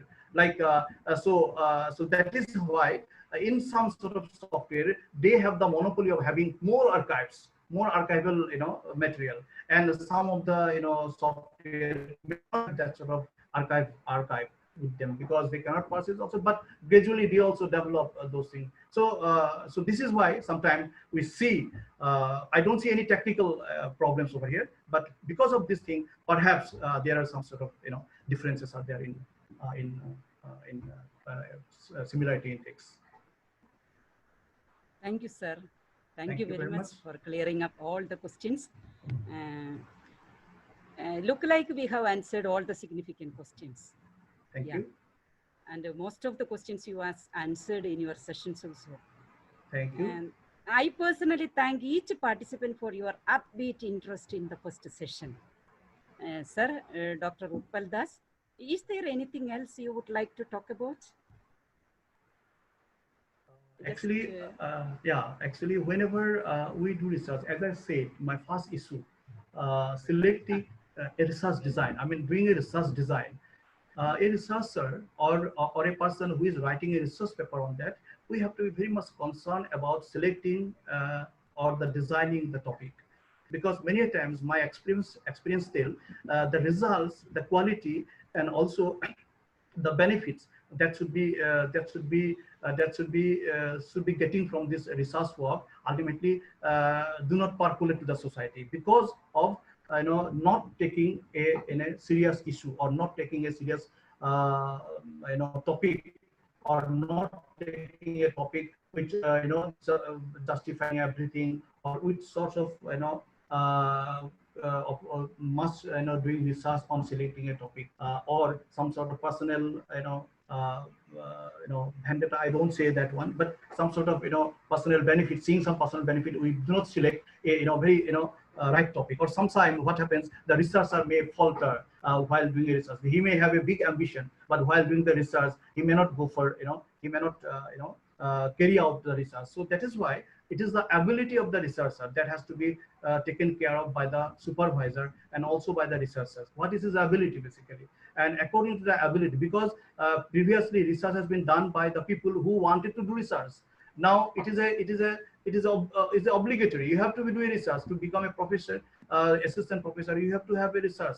You must have a PhD degree on it. So it is sometimes very compulsion to do research. If he doesn't want to do research, also basically for this purpose he does the research. That is why it is the strength of the researcher that has to be always taken care of by the supervisor, by himself, the researcher, that what sort of topic is actually suited for him and can benefit to the society. So this is what this is the last thing I want to tell. That is a burning issue actually. Thank you. Thank you very much. Thank you. Thank you very much, sir, for your excellent presentation and clarifications. Thank you. Our college is... Yes, please. Our college is highly indebted to Dr. Utpal Das for his valuable presentations and interactions. Yes, it was highly informative and innovative session. On behalf of Don Bosco College, presenters, panelists, and participants, I extend and express our sincere thanks and blessings. Thank you very much, sir. Thank you. I also like to thank you, Dr. Sheila Paul, and also Reverend Dr. Jose Pillay for contacting me for delivering this session, and also I am indebtedly thanks to the participant who listened to my deliberations, and I will be enormous indebted if this sort of lecture has benefited them. And they can also personally contact me anytime, because I get calls from many parts of the country. If somebody has some problems, some confusions in research, they may call me in my phone number. My phone number remains open for 24 hours, because at late night also I actually sometimes I take up calls from the researchers. So thank you very much for you, the Don Bosco, and also Mariam College, Fraternity Mariam College. Thank you. Thank you, sir. Thank you very much. The feedback form is sent to all. Please kindly fill up the form. Let's get ready with the second session soon.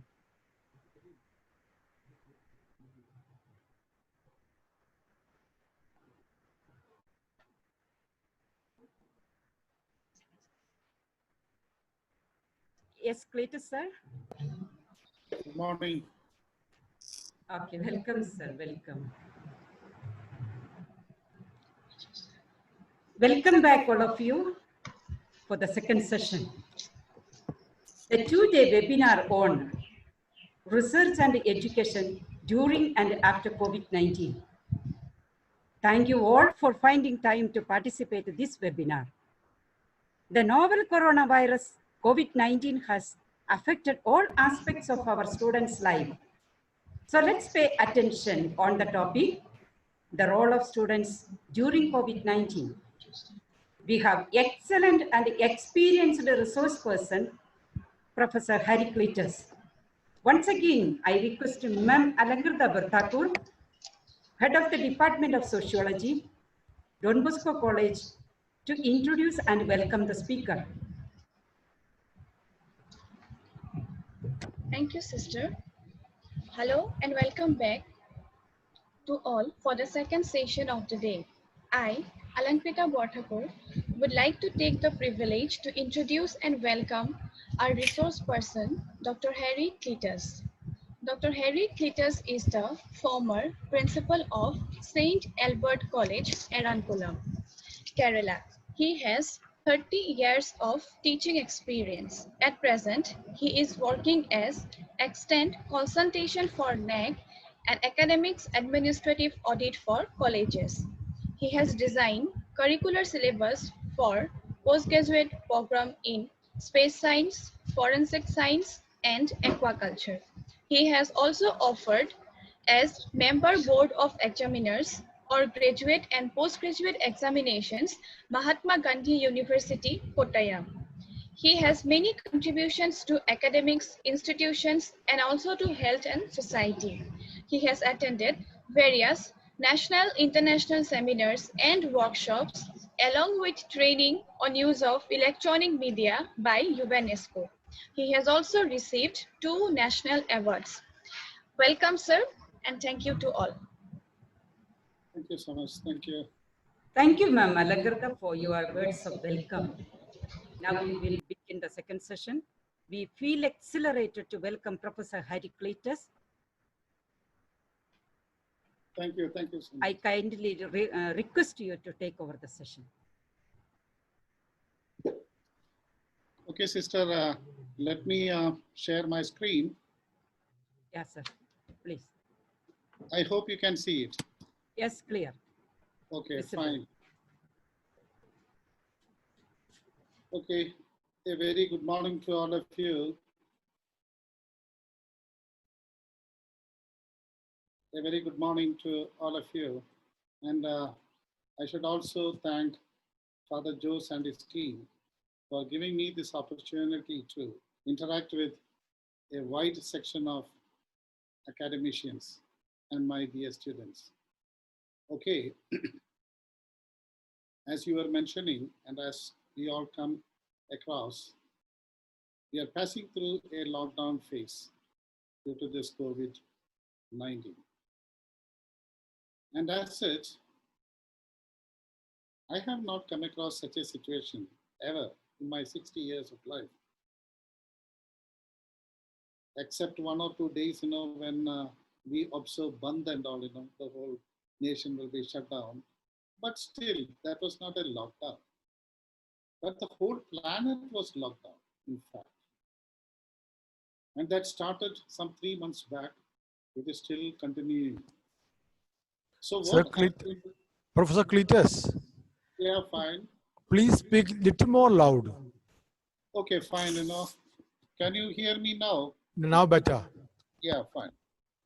So what I'll do is, in this particular session, I'm going to look into the after effects of this lockdown once that was initiated 3 months back, and that which is going on now. I'm not a hypothetical person going into hypothesis and all that something may happen in future and things like that. Nothing of that sort. What that we can initiate now, that is what we are going to discuss in the next 45 minutes. Of course, we have to realize two segments of our community. One is the police, the other group, the health department. I know from Kerala, they are working 24/7. Almost every policeman in the police department, they are on the street. Every health worker, doctors, nurses, everybody is after this COVID-19 issue. But where were the teachers? It is already 3 months. We have to look into the issue first. Where were the student community? Where were the teachers, the academicians, the most ignited lot in the country, anywhere on the planet? This COVID issue started 3 months back, and it is likely to go further. That is what I believe. You can see there was a national lockdown all over the planet. Not alone in India, but in some other countries, very few countries you can see, where the lockdown was partial.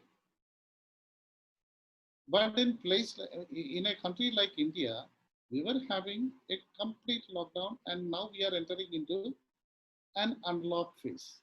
Okay. So now it is the issue. I'm not prophesizing anything for the future, or I'm not putting any hypothetical models that sometimes this may happen because of this lockdown in future, not anything of that sort. What best we can do now. And all these things which I'm going to discuss now, these are all activities which we perform today in Kerala.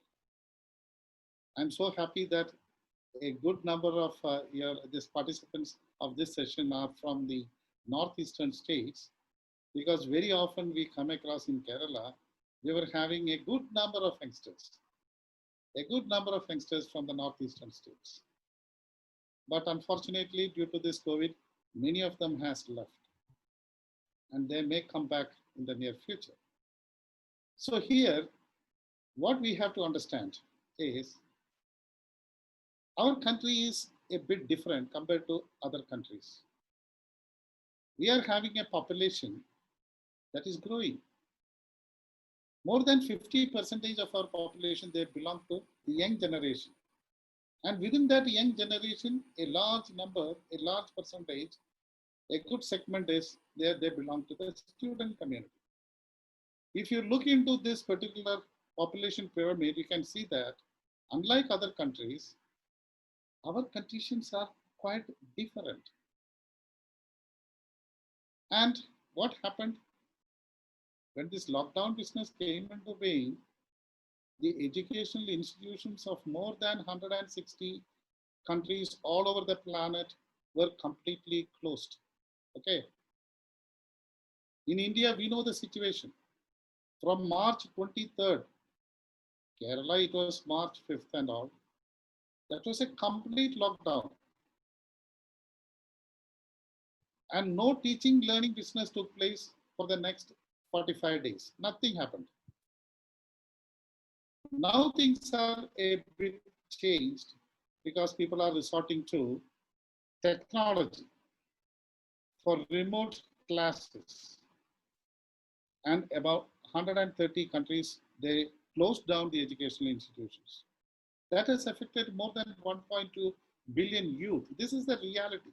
Why I'm showing this slide is, when we proceed further into my session, you can see the after effects of this particular lockdown in this COVID period, and what best the teacher community can support the students to take up some engagement. That is the very purpose of this thing.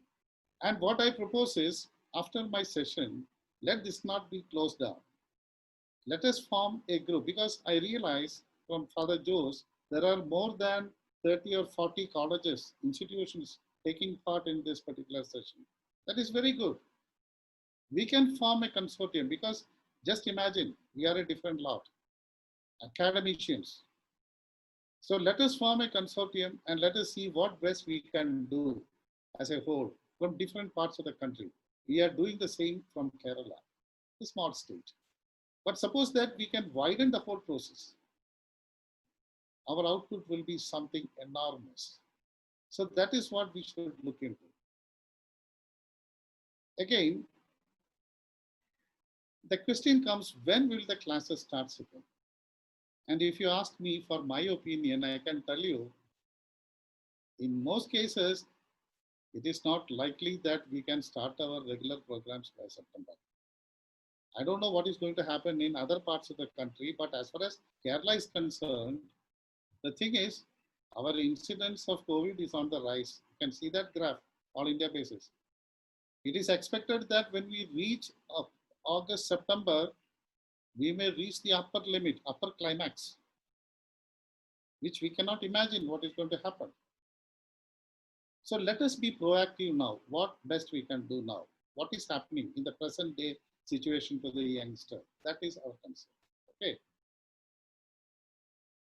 You see the reality. The reality. More than 1 in 6 students are affected. I am a person who used to visit many education institutions because of my consultancy, this thing, I'm a retired person. What I find is disrupted internships. Students, in their final stages of getting a degree, their internships are disrupted, totally disrupted. Exams are totally postponed. No university examinations has taken place in Kerala. I don't know about the other universities, but what I hear is, in most of the universities, the exams are totally postponed. In Kerala, it may start this week. Placements are disturbed. In many of the education institutions, placements were conducted, campus interviews, and they were offered, students were offered placements. And all these have disrupted. Okay, it is very easy for us to say that it is all disrupted. And as a teacher, we have to realize we are having a role to play. So far, we have not entered into the fray. I'll tell you one thing, today there is a major decision by the government of Kerala. Apart from police and the health department, teachers are now deployed from today onwards for this COVID issue. I don't know what are the duties they are going to assign. Just like what happens in an election, process, when teachers are assigned the election duty, now they are going to assign COVID duties for teachers. Why they are selecting teachers? There are other segments.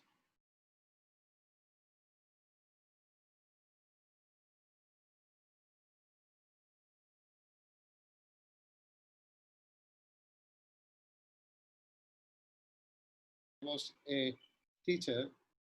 We were having classes only up to 1:30 in the afternoon. Okay, from morning 8 o'clock, 1:30 finished. And more than 40% of my own students were having some job or the other after 1:30. Around 40%, I can tell you. A large number of them they were attending to some other certificate or another programs. So all those things are disrupted now, disturbed. All of them lost their jobs. And all the education institutes closed forever. That is the condition. So what is happening to the youngster now? We have to think about it. We have to act on this. This is what the government of Kerala has now initiated, and they are going to do it in a very serious manner. That is the preparations they are making. You see, what is the after effect? This is what we are going to discuss about. Financial stress that is coming into the families. I told you there are more than 50% of youngsters. And most of these youngsters in my part of the state, they were having some job or the other. They were making some easy money. Even for this internet, they need money. Think of the financial stress. The family members have lost the job. Most of them have come back to their houses. Hostels are closed. Around 30 to 35% of student community were in the hostels. Now, since all the hostels are closed, they are coming back to the houses. Academics are disturbed. The education loans has to be paid from next month for many of the students. Social environment has changed. Family relationship, I'll tell you about that. We have made a pakka survey on the family relationships of a student. That is a secondary effect, and quarantine stigma. All these, listing some of these. I have seen youngsters having a stamp on their hand using that indelible ink, putting a stamp that they are quarantined. Of course, there may be some significance for that as far as the medical things are concerned, but still, think of the stigma that is causing to the youngster group. Loneliness, the stress, the anxiety, and the distress. Of course, these are things people usually ignore. I tell you, I belong to a group where we go for counseling. We can come across these things, but now it is very, very difficult. We have also started the online business, and we have formed a consortium in Kerala. That is why I'm telling. Towards the end of my session, let us see how far we can all come together from different parts of the country and form a consortium on this. Share our experiences. That is a very purpose. Otherwise, you sitting on that side, I'm sitting here far in back in the other part of the country, and with a deliberation of 45 minutes on this thing, that thing, and you will forget everything. By the time the afternoon lunch is over, finished, the session is over. That should never happen. There should be proper follow-up. If we are having 30 or 45 institutions in this particular session, if 10% of these institutions can come up, we can contribute something. And that will be beneficial for your institution in future. I'm telling this because I'm a retired person. I don't belong to any institution. The only thing which I do is give advices, consultation. If it is good, you will accept. Otherwise, no. So this is the after effect, the reality that is happening. No doubt. One of the surveys, you just see this, one of the surveys, last April, that was only 21%. Now it has gone up to 56%. Perhaps the teacher community may not realize these kind of things, except in a small segment of what I call self-funded colleges. For the rest of the affiliated institutions and the universities, people don't bother because their salary is such good. But as a teacher, I should realize how many students have called you during this lockdown period. How many students you have called? Sometimes a student community may be listening to this session. My dear friends, how many teachers called you? And how many of you have called your teachers? That is the test of our profession. That is the test of our profession, whether student community is accepting you. Whether do you accept the student community? Our profession has some difference. It is not following the syllabus or giving some hypothetical models. You are building a community. You are building a generation, you see. And now, in our lifetime, we have come across a situation, unparalleled, unforeseen so far, we don't know. Now it is the time for us to rise and act. Don't wait for the health department to come up with ideas. We are the best lot in the country to decide what has to be done, especially for the youngsters. I'll come into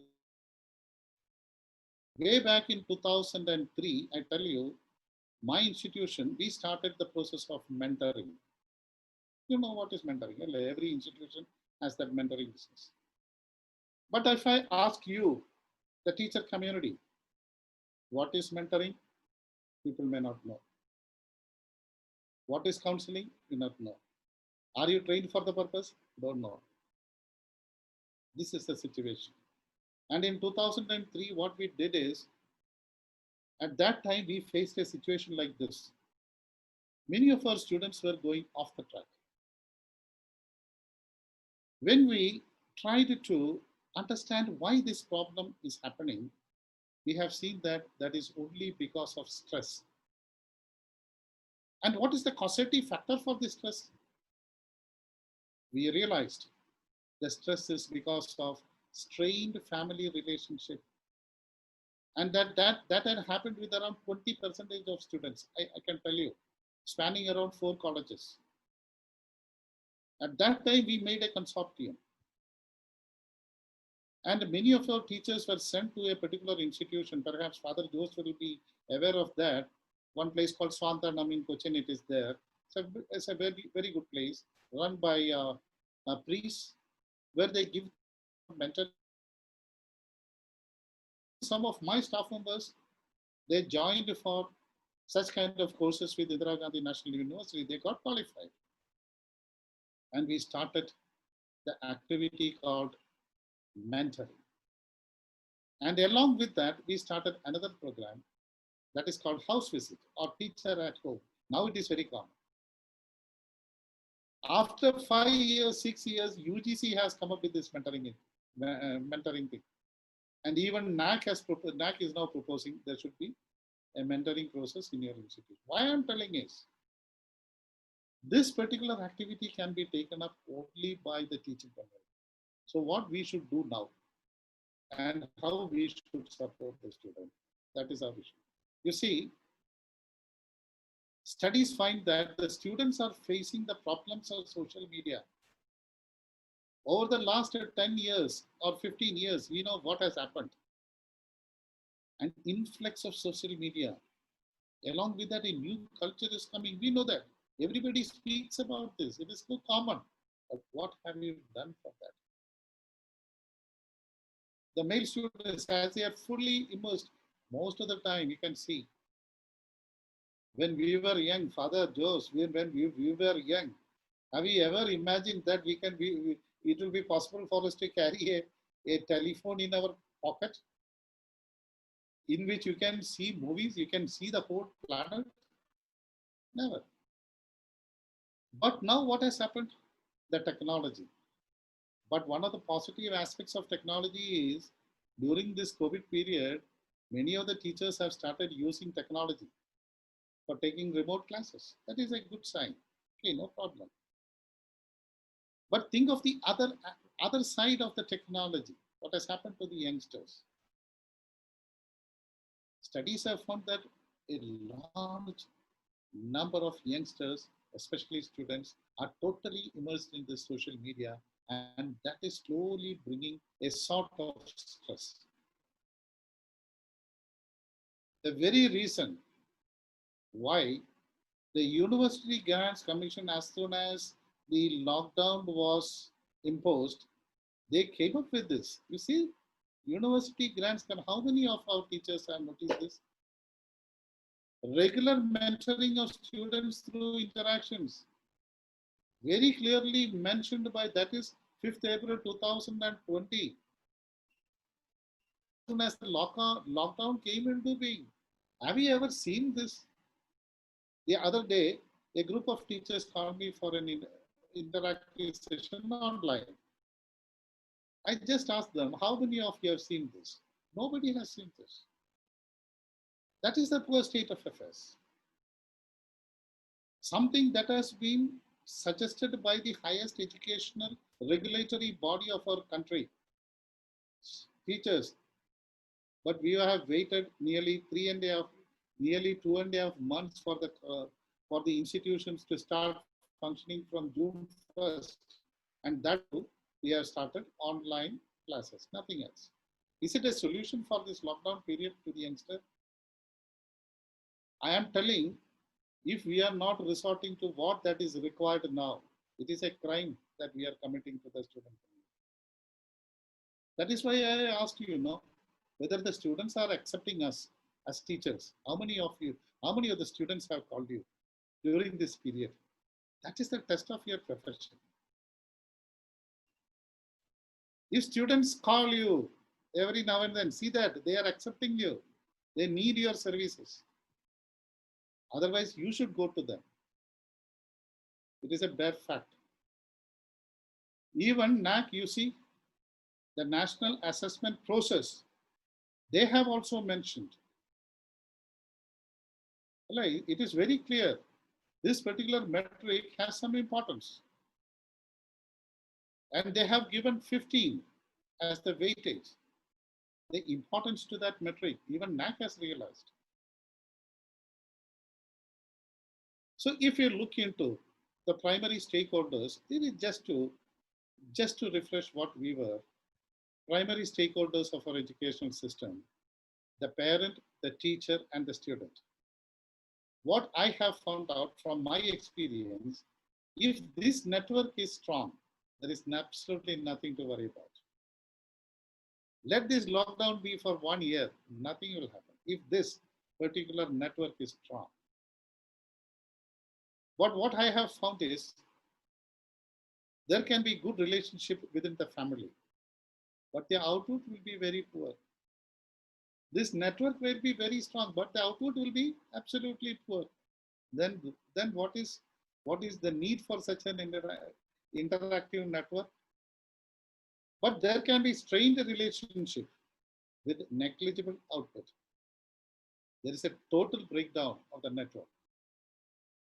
In these three instances, the teachers should interfere. That is our job. That is the beauty of our profession, you see. My father used to tell me, he was also an academician. I belong to an academic family. My father, my mother, my sister, my wife is an associate professor.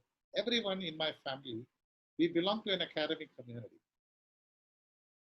My father used to advise me, you see, as a teacher, your job is to support the student. It is not just going there, taking your timetable or syllabus, blast out for 1 hour and coming off. How far you go back to him again and again, support him to bring up him life. That is Gurukulam. The very concept has started in our country and we don't know how to follow it. That is the funny part. So this network should be very strong. Then only the primary stakeholder, the student, will transform into a different person. I have experienced this. This is not a hypothetical model. Never. This is not a hypothetical model. This is something which I have experienced in my life. When students, they go out of track. We used to go to them, house visit or teacher at home, a group of trained teachers.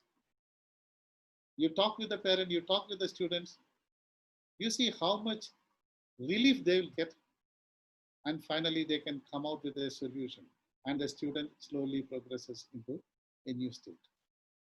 It is very easy to prophesize things like that, but you have to come forward to do it.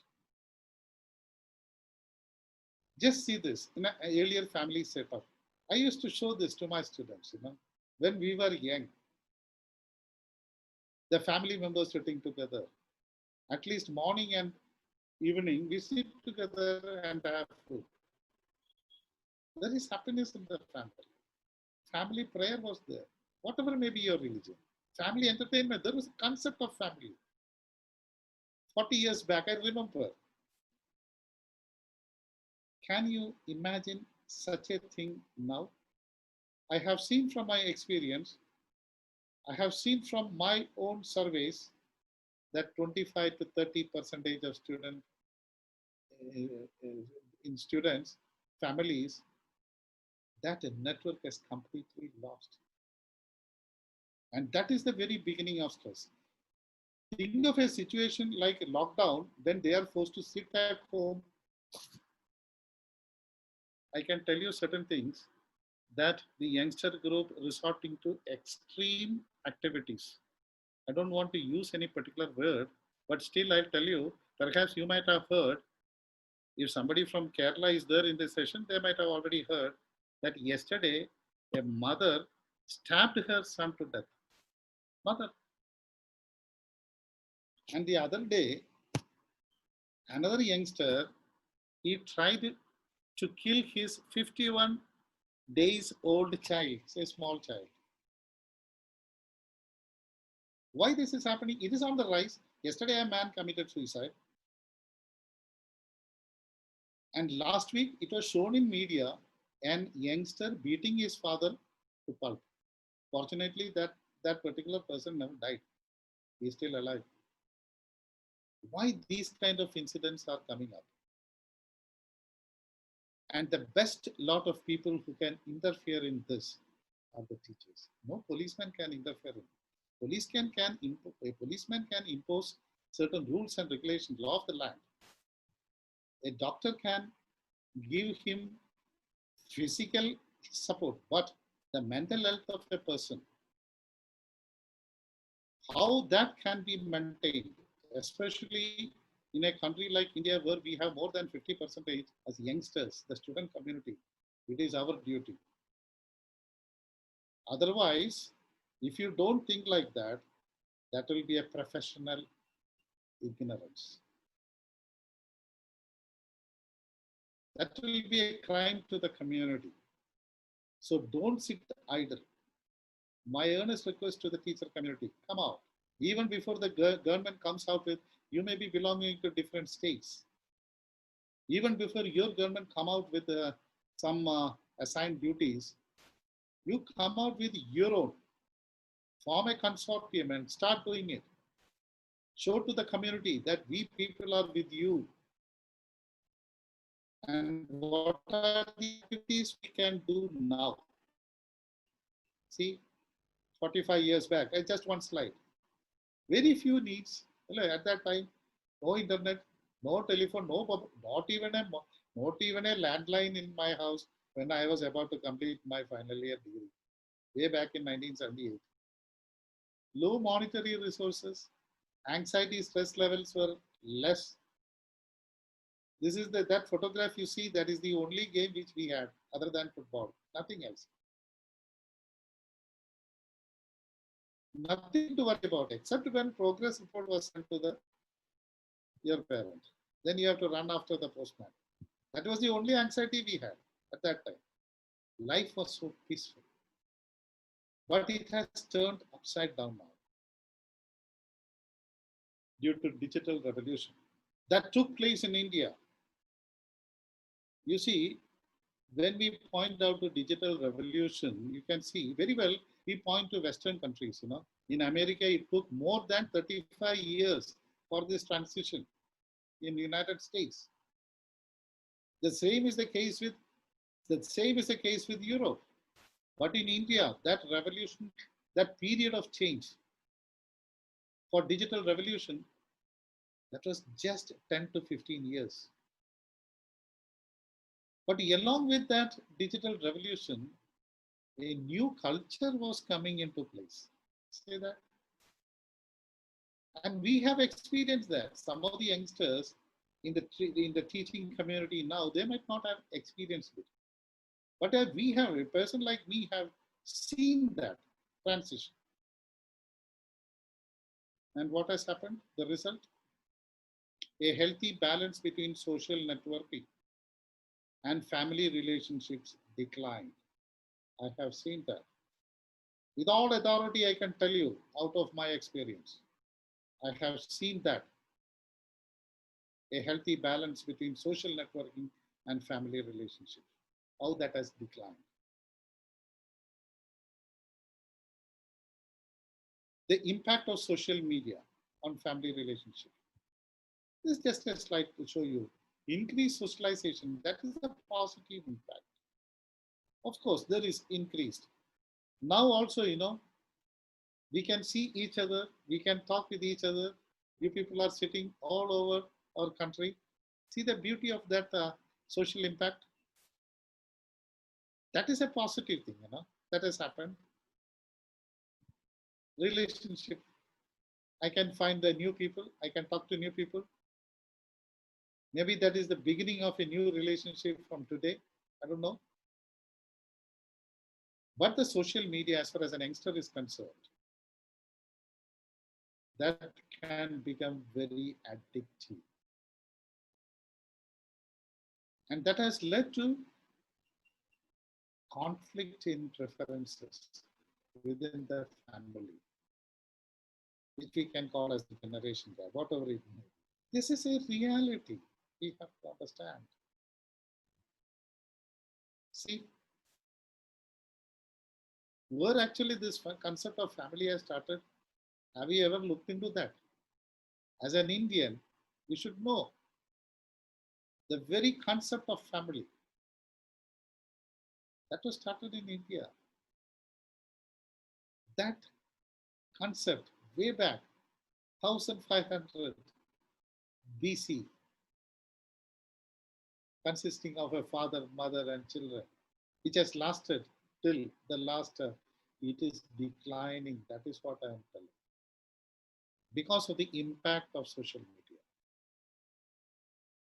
There should be a proper mechanism to see that our youngsters, our students, are not left behind into their own world. Should never happen. And this is the time when we people should interfere, the teacher community. You see, why this concept of family breaks down. We have looked into that, when we had such programs, varied needs, it's a fact.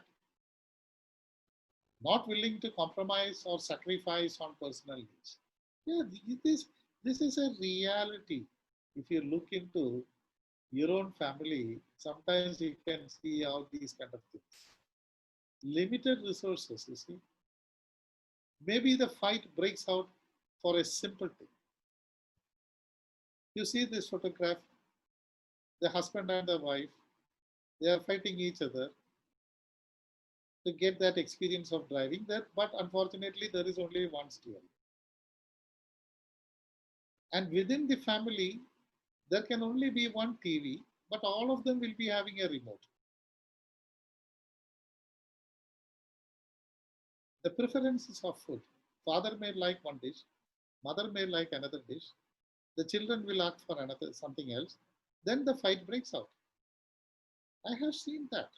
It's not I'm not hypothesizing things. It's a fact. I have seen that. And we had the experience of settling it. Personal needs, dining time, father may have to take food by 8:30 in the evening. Mother may say, no, I have to watch TV for that serial. I'll come only at 10 o'clock. Then the youngster will say, no, I don't want to dine with you. You people eat first. I'll do it like that. I'll take later. Sleep hours. These are all silly, silly things that happens. And what is the causative factor for these silly things to break out?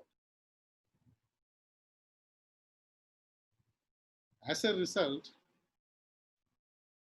what we see now is a decline in the mental health of our youngsters. And this lockdown, in my view, it has only speeded up that process. So is it possible for us to put a break into that? When all these youngsters are confined to their houses, is it possible for us to put a break into this? When do a teacher should interfere? The same slide which I have shown you earlier. During lockdown, the teachers has to focus on curriculum content. Okay, that is a new concept that has come out, online teaching, engaging students with some activity or the other. Our topic of discussion is today the student activities during lockdown. But can you imagine any activity that can be initiated by the student alone? No student will do other than watching this particular social media through his mobile phone. That is why I'm telling, how many of us teachers have contacted our students? How many of these students have contacted us in return? That shows your acceptance. That is a test of our profession, as I told you earlier. It is not like having a feedback on teacher student evaluation. No, nothing of that sort. This is the real test. How can this lockdown period could be made meaningful by the teacher, by the parent, and by the student? And these are the things I'll show you in the remaining time allotted to me. What the teacher can do. First of all, I tell you,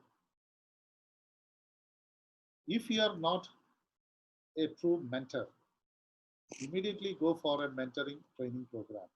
Now itself you can do. There are so many places offering mentoring. Don't ask me during the interactive time that, well, sir, can you suggest some 3 or 4 mentoring? It is there in the internet. Just check it out. Immediately you go for a mentoring training. That is the first thing which I did. In 2003, 5 of my teachers were sent for specific training in mentoring.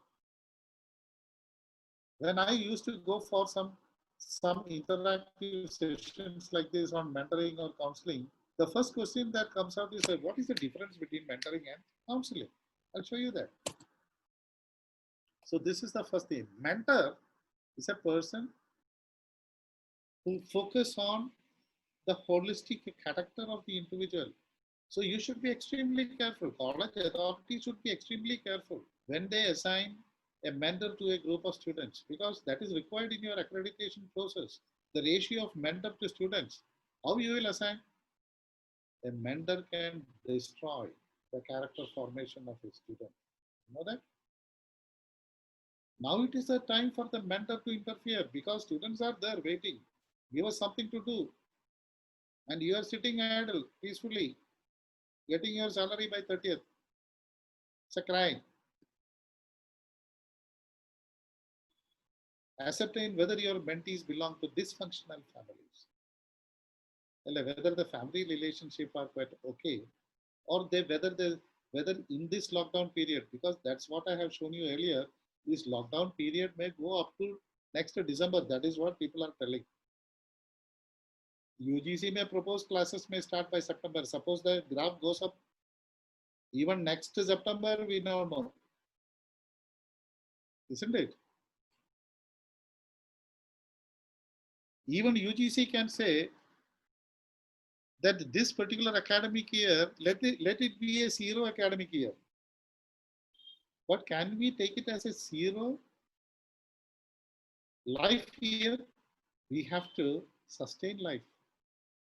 Definitely we have to sustain life, which involves the stress factor.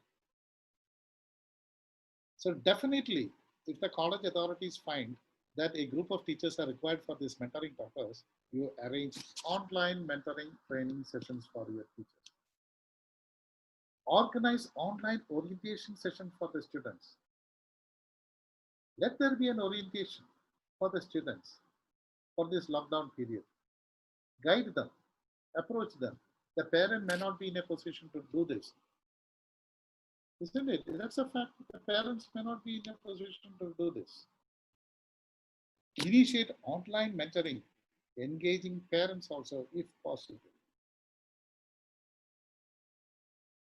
It is not possible for you to go to the parent to his house and do the mentoring or things like that. House visit or teacher at home, it's not possible.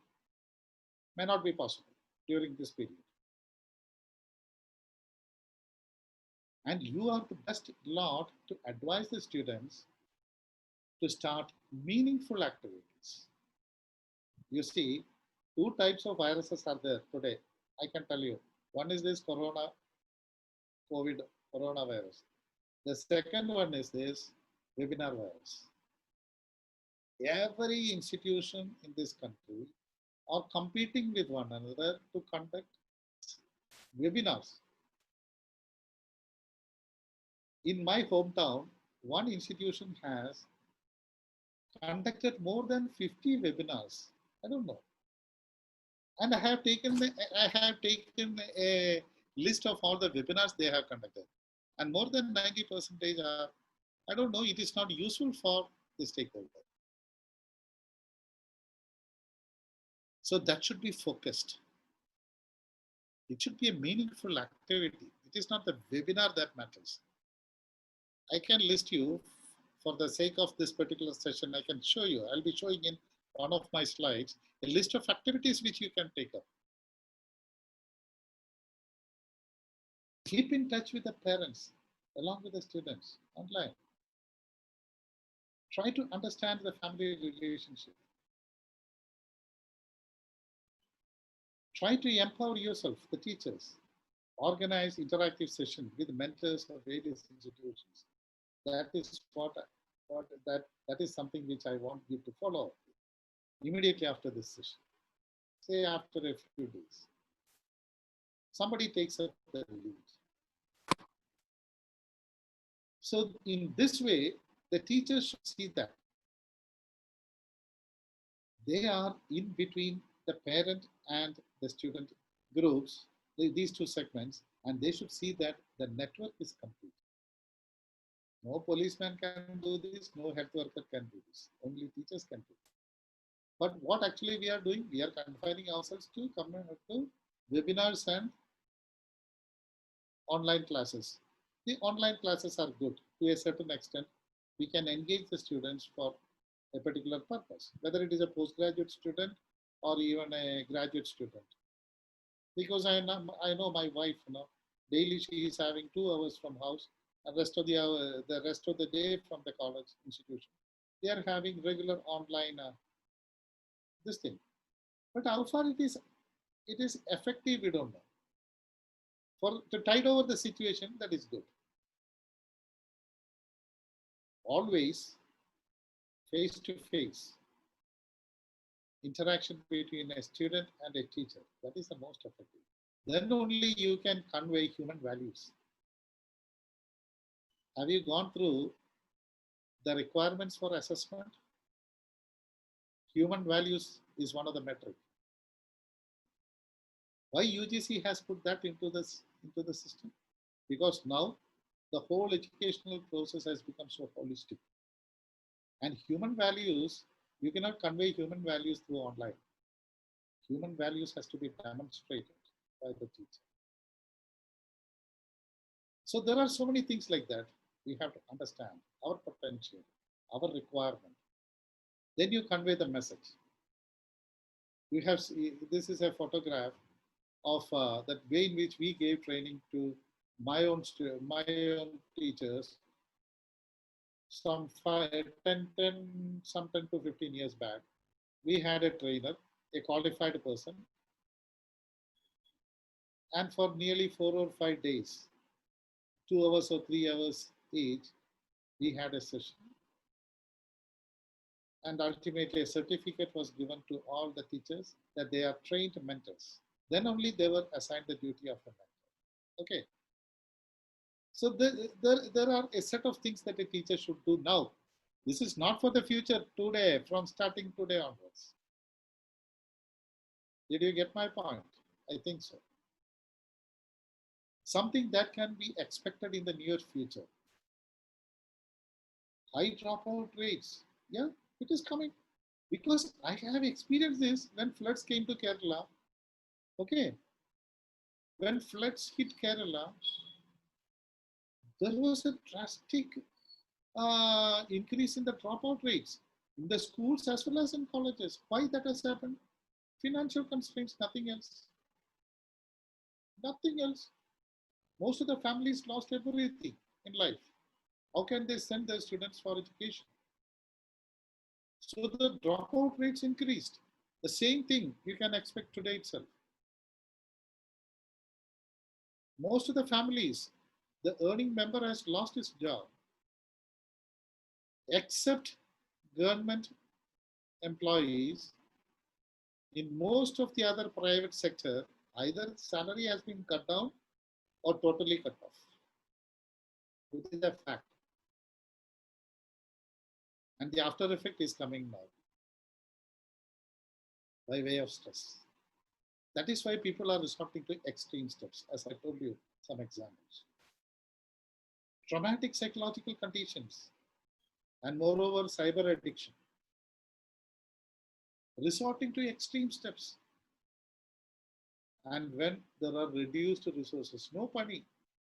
In Malayalam, we used to tell like that. No work, no money. But what we can do when the resources are low and the addiction for this social media is also there, you require money. So they find it very difficult. And one more thing, especially in the state of Kerala, what we foresee, the scarcity is coming. The period of scarcity is also coming. So these are certain expectations for future. Don't wait for that. Be proactive now. I am talking only for that segment, the teacher, the student, and the parent.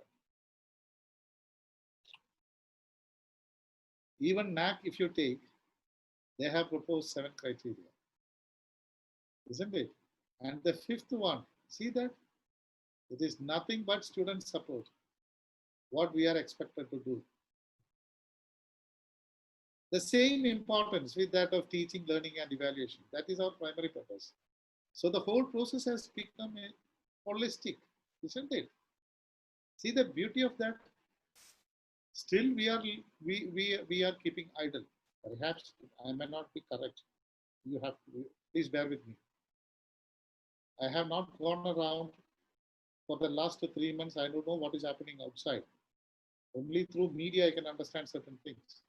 But as such, what I see around now, that student support process was in a very low level. That has to change. Right from today on. Be practical in your approach. Don't be hypothetical.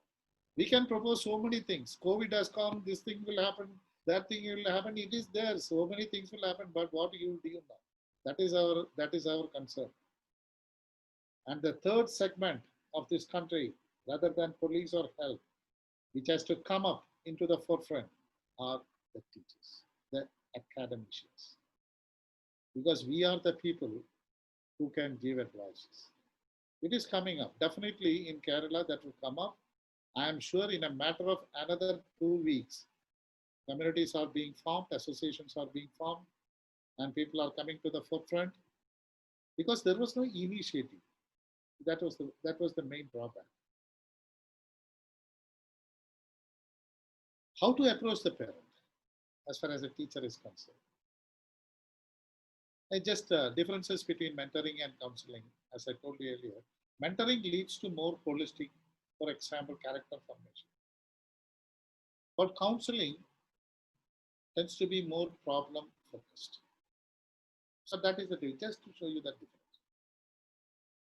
Suppose you are not a true mentor. Suppose you are not trained for the purpose. You can give the wrong advice. Just as shown in that diagram, you can give a wrong advice.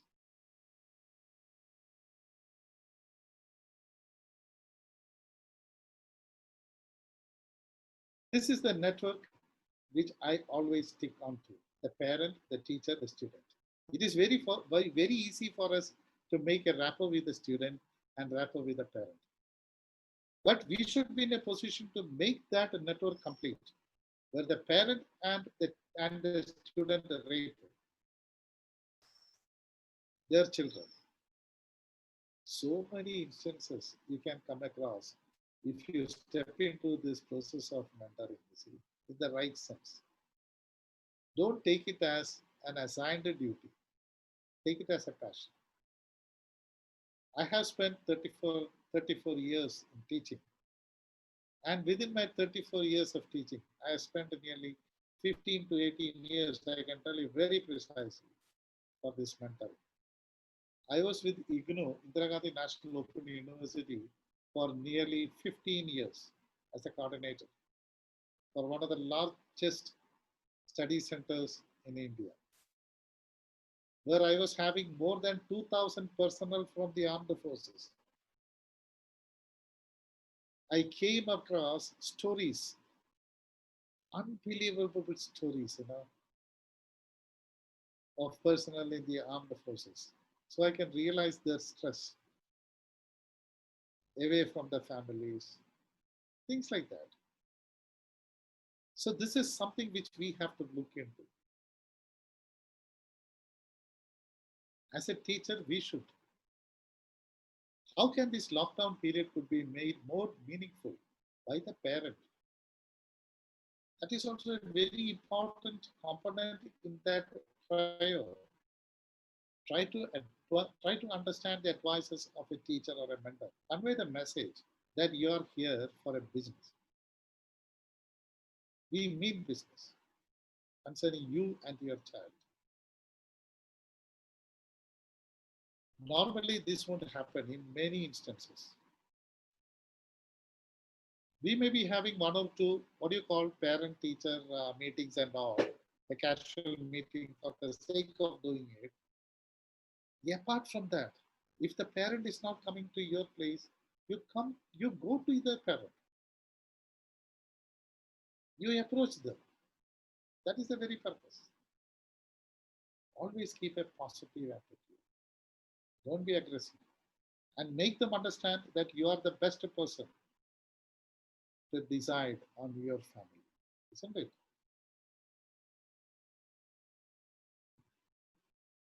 My father, as I told you earlier, he used to advise me a lot. I have told you one. The second thing I tell you, he used to tell me, opportunities in life will come to you as difficulties. But how you convert these difficulties into opportunistic period, that will be the success of your life. That is it. This is a period of difficulty for us and for the other stakeholders. How we can interfere and make it into something fruitful. So this is the second component where you have to see that the parent is brought back into the network. If that is a success, you can very well re-establish that family network. If that network is complete, half of this stress business is over. You see, the reality is, before lockdown, when there was a breakdown in the family relationship, I have seen many cases, the youngsters, they are not confined to their houses most of the time. Early morning, he'll go off and he'll come back only by evening. Or he'll find a hostel and he'll be going away from the house. But now things are different. All these places are closed. He has to be confined to the family itself. That itself has created a stress. But we as a teacher, we have to interfere with this. See that everybody is comfortable in the house. That is one thing which we have to do. This is not a hypothetical model, I tell you, but this is something which I have experienced and with positive result. I can tell you a number of instances. And seeing this particular concept, we had an instance from Bangalore, a teacher education college,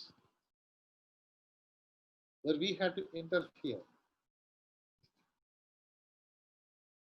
The support a student and how that student has transformed into a different person, and now she is working in a very good institution. So many examples like that. So you have to come forward and do it. Then, how can the lockdown period could be made meaningful by the student? This is the very purpose of this session. But in order to come to this point, you have to travel a long way. You see, make him understand that you are an active member of the family. That can happen only through mentoring. Give advices for compromises. And ask the student to be in touch with your mentor. It need not be the mentor always approaching the student. Need not. There should be a mechanism in your department that every teacher, assigned teacher, should be in touch with the student. So suppose this lockdown period is extended for another 3 or 4 months. What do you do? The same. Advise the students to take up any of these. Try to learn a new skill. This is something is happening in. I'm not joking. This is happening because Kerala. Actually, we all thought this is a God's own country, but God, unfortunately, God Almighty also deserted us for the last 3 because of our own wrongdoings, no doubt. Flood came, that Nipah virus, that incident came, then chikungunya earlier, and all these kind of disasters came into the state of Kerala. Still now, people don't understand because other day before March, before this lockdown, I was attending to one of these disaster management interactive sessions, you see. And what happened was, at that time, there was some 200 people sitting around. I asked them, what you will do when there is an earthquake, or suppose there is an earthquake happening now, what you will do?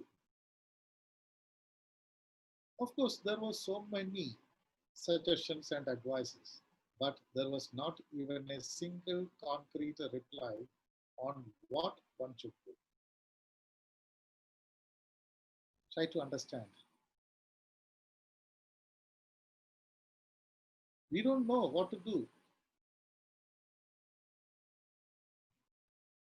We don't know how to administer first aid. We don't know how to manage a disaster. Floods. We are expecting floods in another 2 months. But still, we have not studied anything out of that. Our own fitness, utility repair, the concept of survival kit, nobody knows. I had the opportunity to travel to more than 40 countries all over the planet. I have seen for myself, wherever I go, I used to visit one of the universities or one of the best education institutions. And I used to go around and see what is happening there, how the process is going on. It's very interesting. You can study so many things. And especially this disaster management. I have seen everywhere, in every family, there is a survival kit. I don't know what is it with the northeastern states, where your conditions are different. Perhaps you may be aware of all these kind of things, but in general, no. So you can take up a new skill. You support your student to take up a new skill. You are having time. All these things come free, It is there online. At least try to learn a new language. Free of cost, you can do that. I tell you one incident. During this lockdown period, when our northeastern states and from North India, we were having so many guest laborers, youngsters, majority youngsters, and most of them left, and only a very few stayed back. And what happened was, this lot which stayed back, they were under stress. You can just feel it when you go there.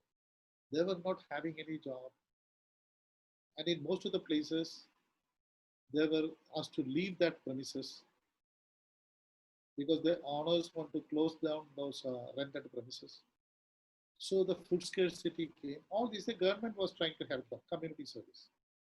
So we visited one of these places to see how it is.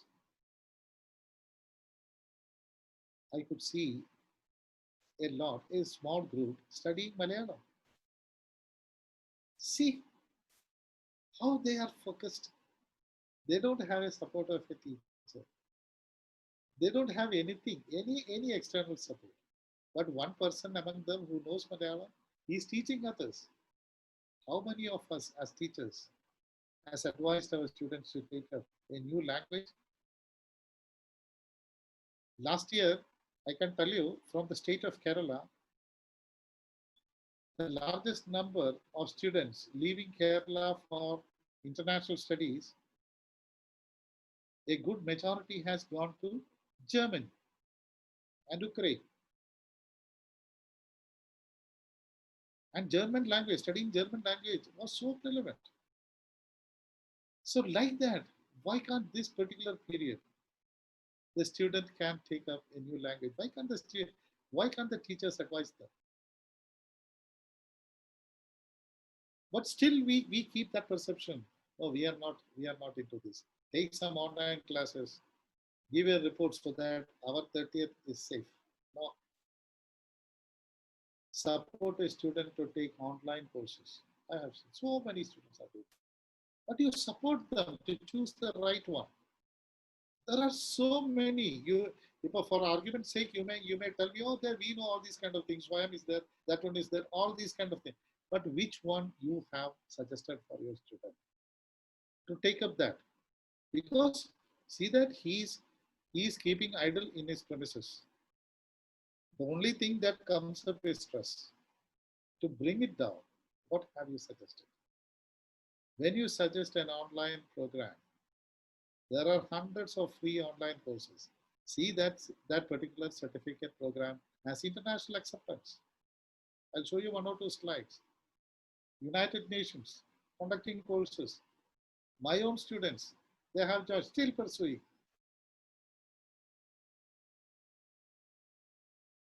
In my own wife's institution, they have proposed so many, because they are having a very good setup. Every student has to go through one online program. It is like that. Whatever it may be, there is a setup. And there is regular monitoring by the teacher community, their progress. And the students, they are supposed to contact the teachers. See, remote classes. Varied forms of yoga, face yoga, I have seen that. Beautiful. Initiated by student community. Try to give them an online image management program or finishing school. So opportunities are many. Suppose we are focused, this is not a big issue. The problem lies with our lot. We have to admit our weakness because we are not empowered. Perhaps you may not agree with me, but after 30 years of your service, you will agree with me. When I was also a youngster, I never agree. I will also go for an argument. That is all. It is not a fight, an argument, difference of opinion. this is what we have to get empowered by ourselves. And you try to give that to your student. See, United Nations, free and open courses, quite a large number, you see. Of course, you may be knowing all these things, but try to convey the message to your student. A student may not be aware of all these kind of things. How many of our students are having access to a laptop like this? They may be still using a mobile phone, you see, a large percentage. So there can be accessibility, but the utility with that may be limited. That is something which we have to understand. And that is the way in which the support mechanism should proceed.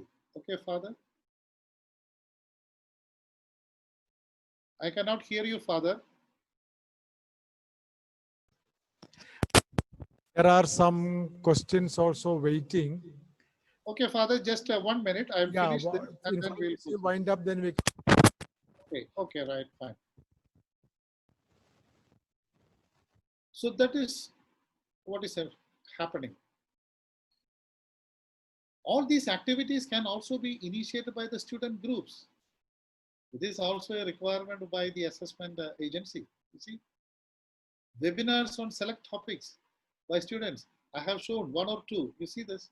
1 or 2 examples of student associations, student groups taking up development of Android applications. In Kerala, I have seen student community. They have come up with Android applications. That gives much weightage to their assessment process. Disease monitoring, even before this Arogya Setu came. Virtual social surveys, social approach, all these kind of things. Possibilities are many. But no student community will take up all these things by themselves. The thing is, we have to empower them. Okay. And some of this, you see, webinars on select topics, Android applications, exactly what NAC has proposed, the creativity, the student-centered learning, human values, responsible citizen, things like that. You have to choose which one is apt for your student and guide them. Don't be a victim. You advise your student not to be a victim of excessive social media. Since my time is almost over, I will just conclude my session. But before that, before I leave, this is only a very short session of 1 hour. And what I propose is, let this not end with the conclusion of this session. Let this be a beginning, because there can be so many institutions taking part in this session. We will form a consortium, as I told you earlier. Let us do collectively. That becomes an online collaborative mechanism, which can also be useful for your accreditation process. We are doing it very successfully in this part of the land, and it will be nice, and I am always willing to be a part of that. I am a retired person, I tell you, you are the people who have to come forward. So that what I can do is, I can leave you with my phone number and my email. You can see that if such a thing works out, please let me know what actually you are doing, and let there be a follow-up. Thank you so much, Father Jose, and thank you all the other participants signing off. If you are having some questions, please ask.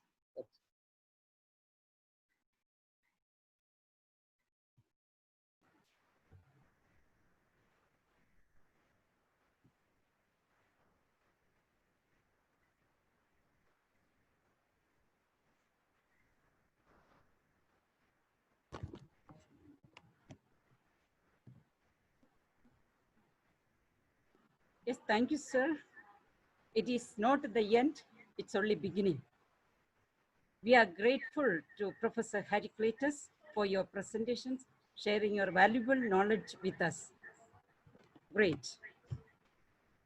Dear participants, the link for the feedback is posted in chat. Now we will have the interactive session.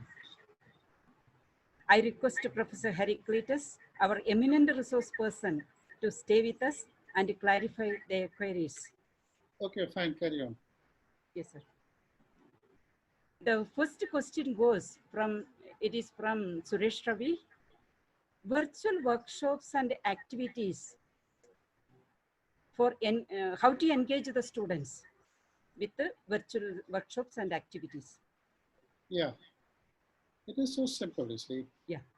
Virtual activity, what that means is, for example, you take, if you want to have a coursework on disaster management, okay, very much needed, and what we are doing now.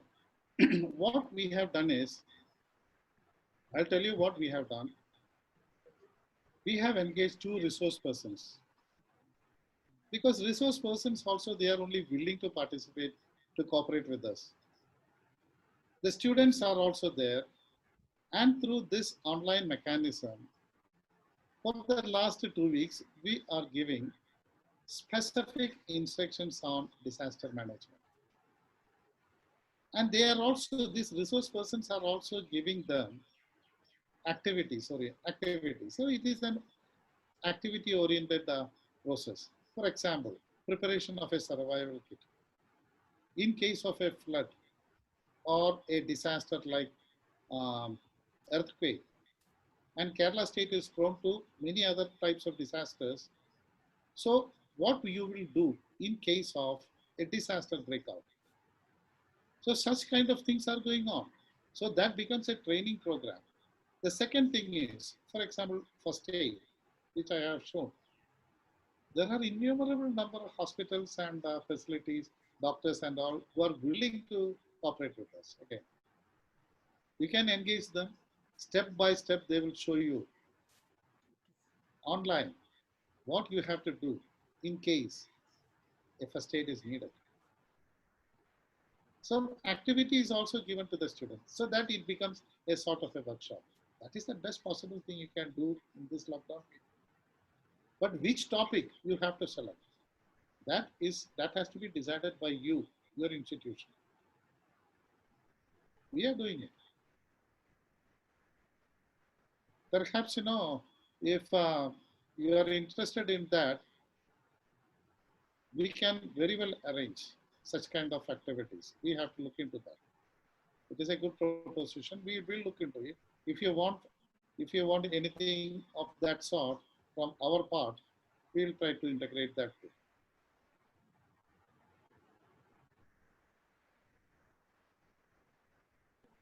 Thank you, sir. There is a question from Dr. Pankaj Chakraborty. Sir, am I audible to you? Yeah, fine. Carry on, please. Sir, what is the best way to introduce LMS system in an affiliated college without spending much amount, as our college is a self-financing college? Which system you will recommend for this LMS as per NAC requirements? Thank you for the nice presentation. He has responded. There is no specified LMS by NAC. And I cannot propose a specific LMS for an institution unless I see the very nature of your institution. Because if you say LMS, if you take LMS, that varies from institution to institutional requirement. Just think of an institution having only one faculty. For example, a law college, or my institution, where we are having 5 different faculties and 28 different departments. It varies. I cannot propose, because unless I see the best thing is I propose, because online, I cannot tell you because I don't know the very nature of your institution.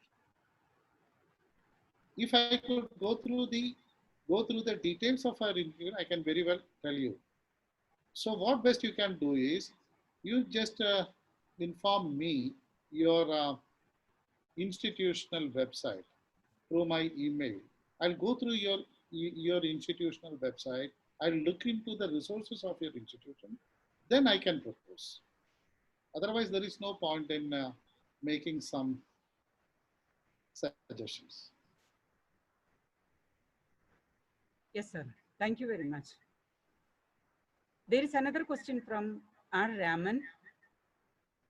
How could be the learning management system in future? And can you say some disadvantages of online classes, sir?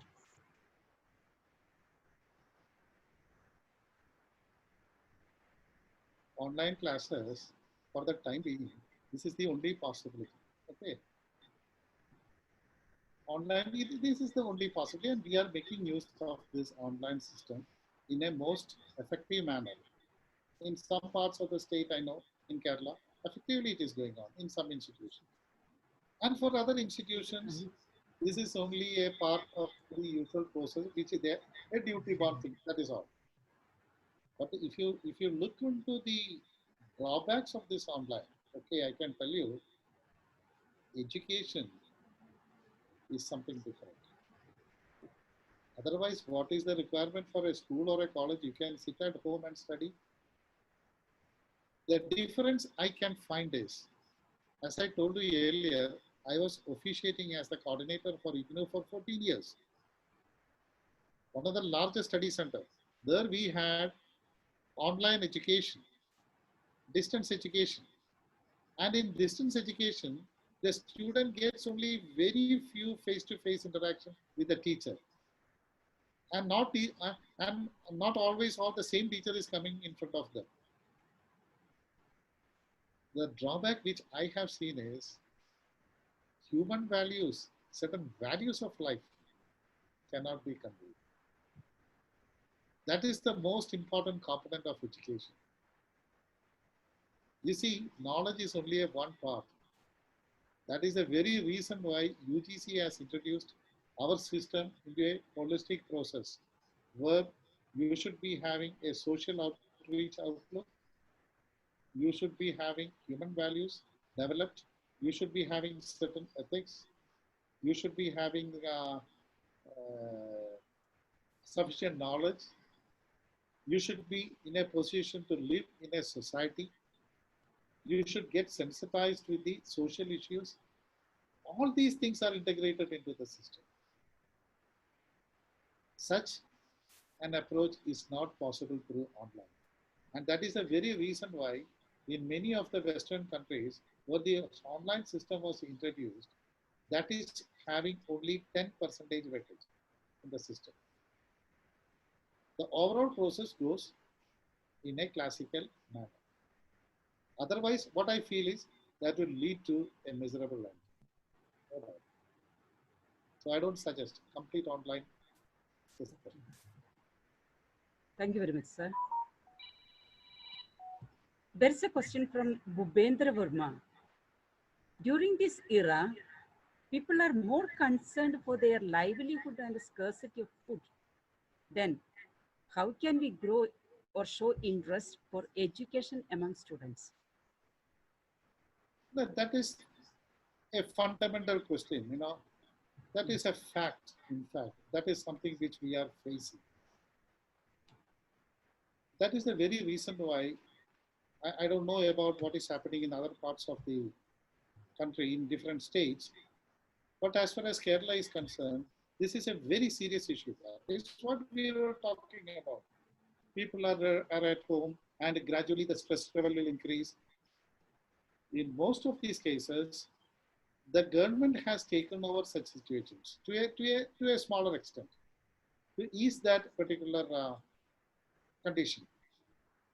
But much more than that, the affected segment is the student community. When they are losing their job, and in the next coming months also, if the lockdown is continued, what they will do? It is a serious issue that has to be addressed. So what best we can do as a teacher? The other part, the physical part, is that they will take care. What we can do is to interfere and to console them in this particular situation to keep the morale of the student without affecting his morale. That is all. Because I can understand the same thing, that is something which we all come across. There is not much of a solution to that, rather than the government has to come forward with some relief. What else we can do? But at the same time, if you ask me whether it is improper for us to interfere in this and do that thing or this thing, I don't agree with that. We have to, as far as possible. And we are the best person to decide what activity we should take, considering the prevailing situation. That is what we should. We have to look into it. Sitting at home and coming to a conclusion, that is not feasible. You have to be in the forefront, see what is happening, then decide. It varies individually.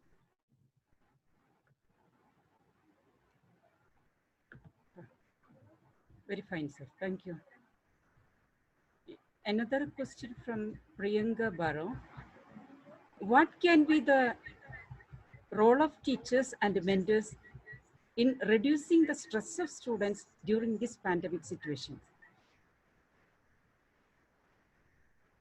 That was the entire session, Yeah, Sir has shared many of the points for this. That was we were discussing about. Yeah, you have given enough points for this, how to reduce the stress for the students.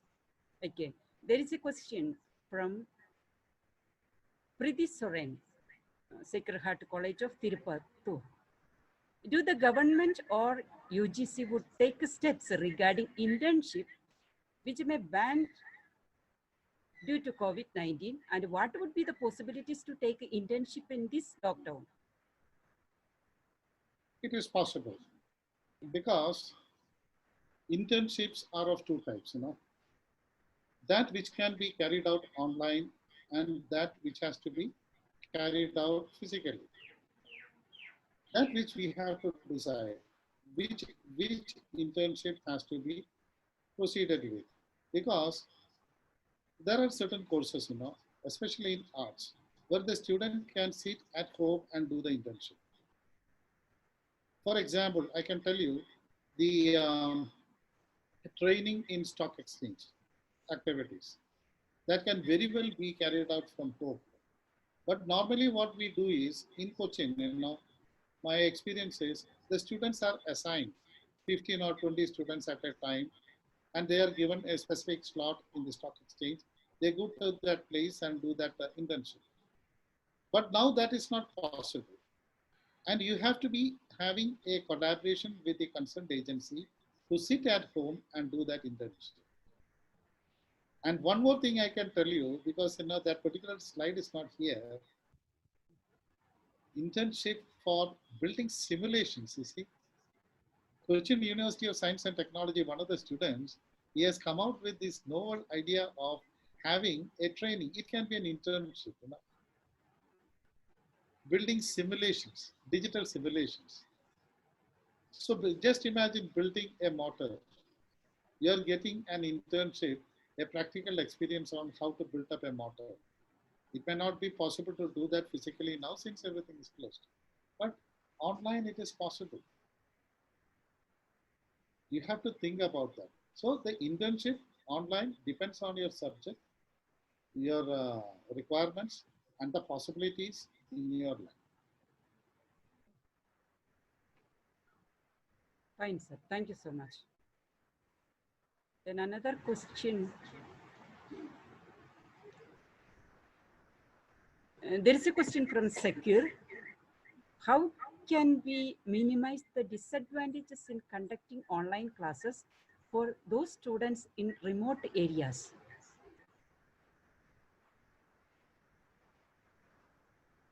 Remote areas is again a problem. It's a fact. That question is true. We are facing that in Kerala because the connectivity is very, very, very low in remote areas. And moreover, the student community of remote area and the student community of an urban area are totally different. Their perception level is also different. So what we have seen is we have tried this particular online business some 2 months back in tribal areas, and that seems to be a failure now, you see. So what the government intends to do is, by next month, if this process is going to be continued, these students from these areas will be transported to a next possible place from work. They can be given proper training or online virtual classes. So that is the only possibility. You have to work out on this. There is no first-hand solution for all these things. These are all trial and error. We are facing this situation for the first time. Otherwise, we should be having next time. If suppose such a requirement is there, we know what to do. So we have to build up.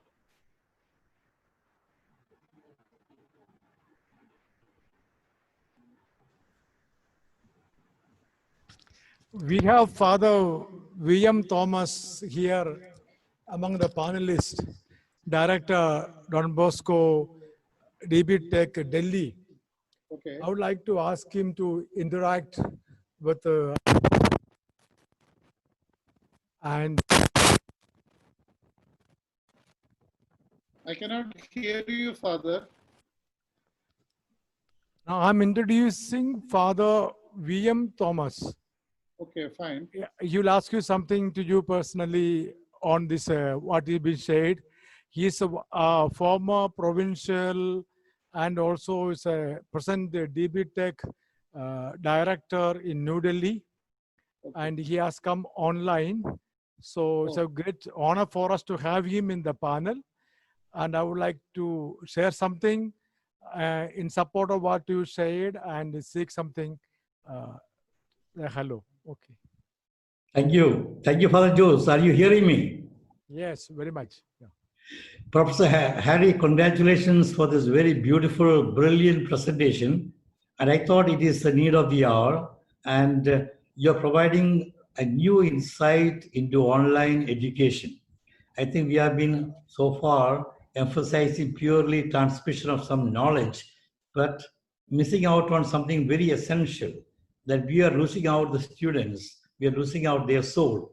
And I think you have come with great experience, and I congratulate you for putting in this new dimension into during this period of lockdown, which you are apparently predicting it may go on to September, December, or even to next year.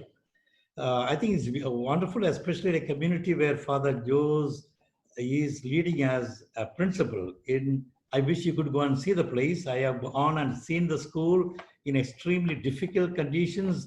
He is imparting education to hundreds of students. He has pioneered this elsewhere, but in a very stressful conditions with limited resources and with a group of students who are a background where they cannot support themselves, both financially, and they have such a low finance capital as well as a social capital. Everything is stressful. How do we continue to relate to them? I think you are given a beautiful presentation. Mentoring is the answer. I wish the teachers of Don Bosco Golaghat enters into a model of mentoring youngsters, helping them to survive, cope with these challenges, and lead them on. This personal relationship, I believe, which you are promoting, is also very much part of the Don Bosco system of education. And I believe this is the heart of education, relationship. I'm so happy that you have so strongly highlighted that education is at the heart of relationship is at the heart of education. And this can be best seen and shown during this period of lockdown. And I think if relationship is at work, everything will stay fine, no matter what the conditions. And so I'd like to appreciate and congratulate once again the Golaghat Don Bosco College, Father Jose, Sister Sheila, and everyone who have been involved in reaching out. You have given a new dimension to online, to the webinar, because you're speaking something so very critically important at this period of time. Thank you so much. Thank you. It's a great honor to speak with you. Thank you. Thank you. I hope you'll be in touch, and I hope you'll visit these places you were emphasizing the idea of a consortium, and I hope Father Jose will take forward this idea of coming together, and you have wide experience, already 14 years in distance education. You can definitely give us more of that experience during this period of time. In fact, I'll tell you this. In fact, myself and two others, we were planning to visit Father Jose at Golaghat, Assam. Okay. During the month of April. Unfortunately, this COVID business came in between. A very active person, I should say. And he's having a very effective team. Sister Sheila and all, very effective team. So they can bring out things wonderfully. No doubt. Very good. Yeah. Interesting. I must say this to Father Jose. I had the opportunity to be at Marian College. I took a session for the teachers of Marian College as well as the engineering college at Kanjirapalli. So I'm glad that we are connected. I hope in some way Kerala, which has been progressed, has made a great advancement in education and also shown us example during this period of COVID, will also support institutions across India, particularly of Northeast, so that we can really take forward some learnings from your success in many ways and help. We have been here, Jose has been here, I shouldn't say too much personal. I've been in Northeast for 56 years. Oh, right. Oh. And we would definitely like to contribute to the development of Northeast. So this linkage that can take place will definitely take us forward in the future. Very, very, very, very, very nice to associate with you. Thank you so much. Thank you so much. Thank you, Father Jose and Sister Sheila. Thank you so much, dear Father Thomas. Father VM, affectionately called. Your interviews are very, very beautiful. Thank you so much. Over to Dr. Sheila Paul. Thank you, Father. Now to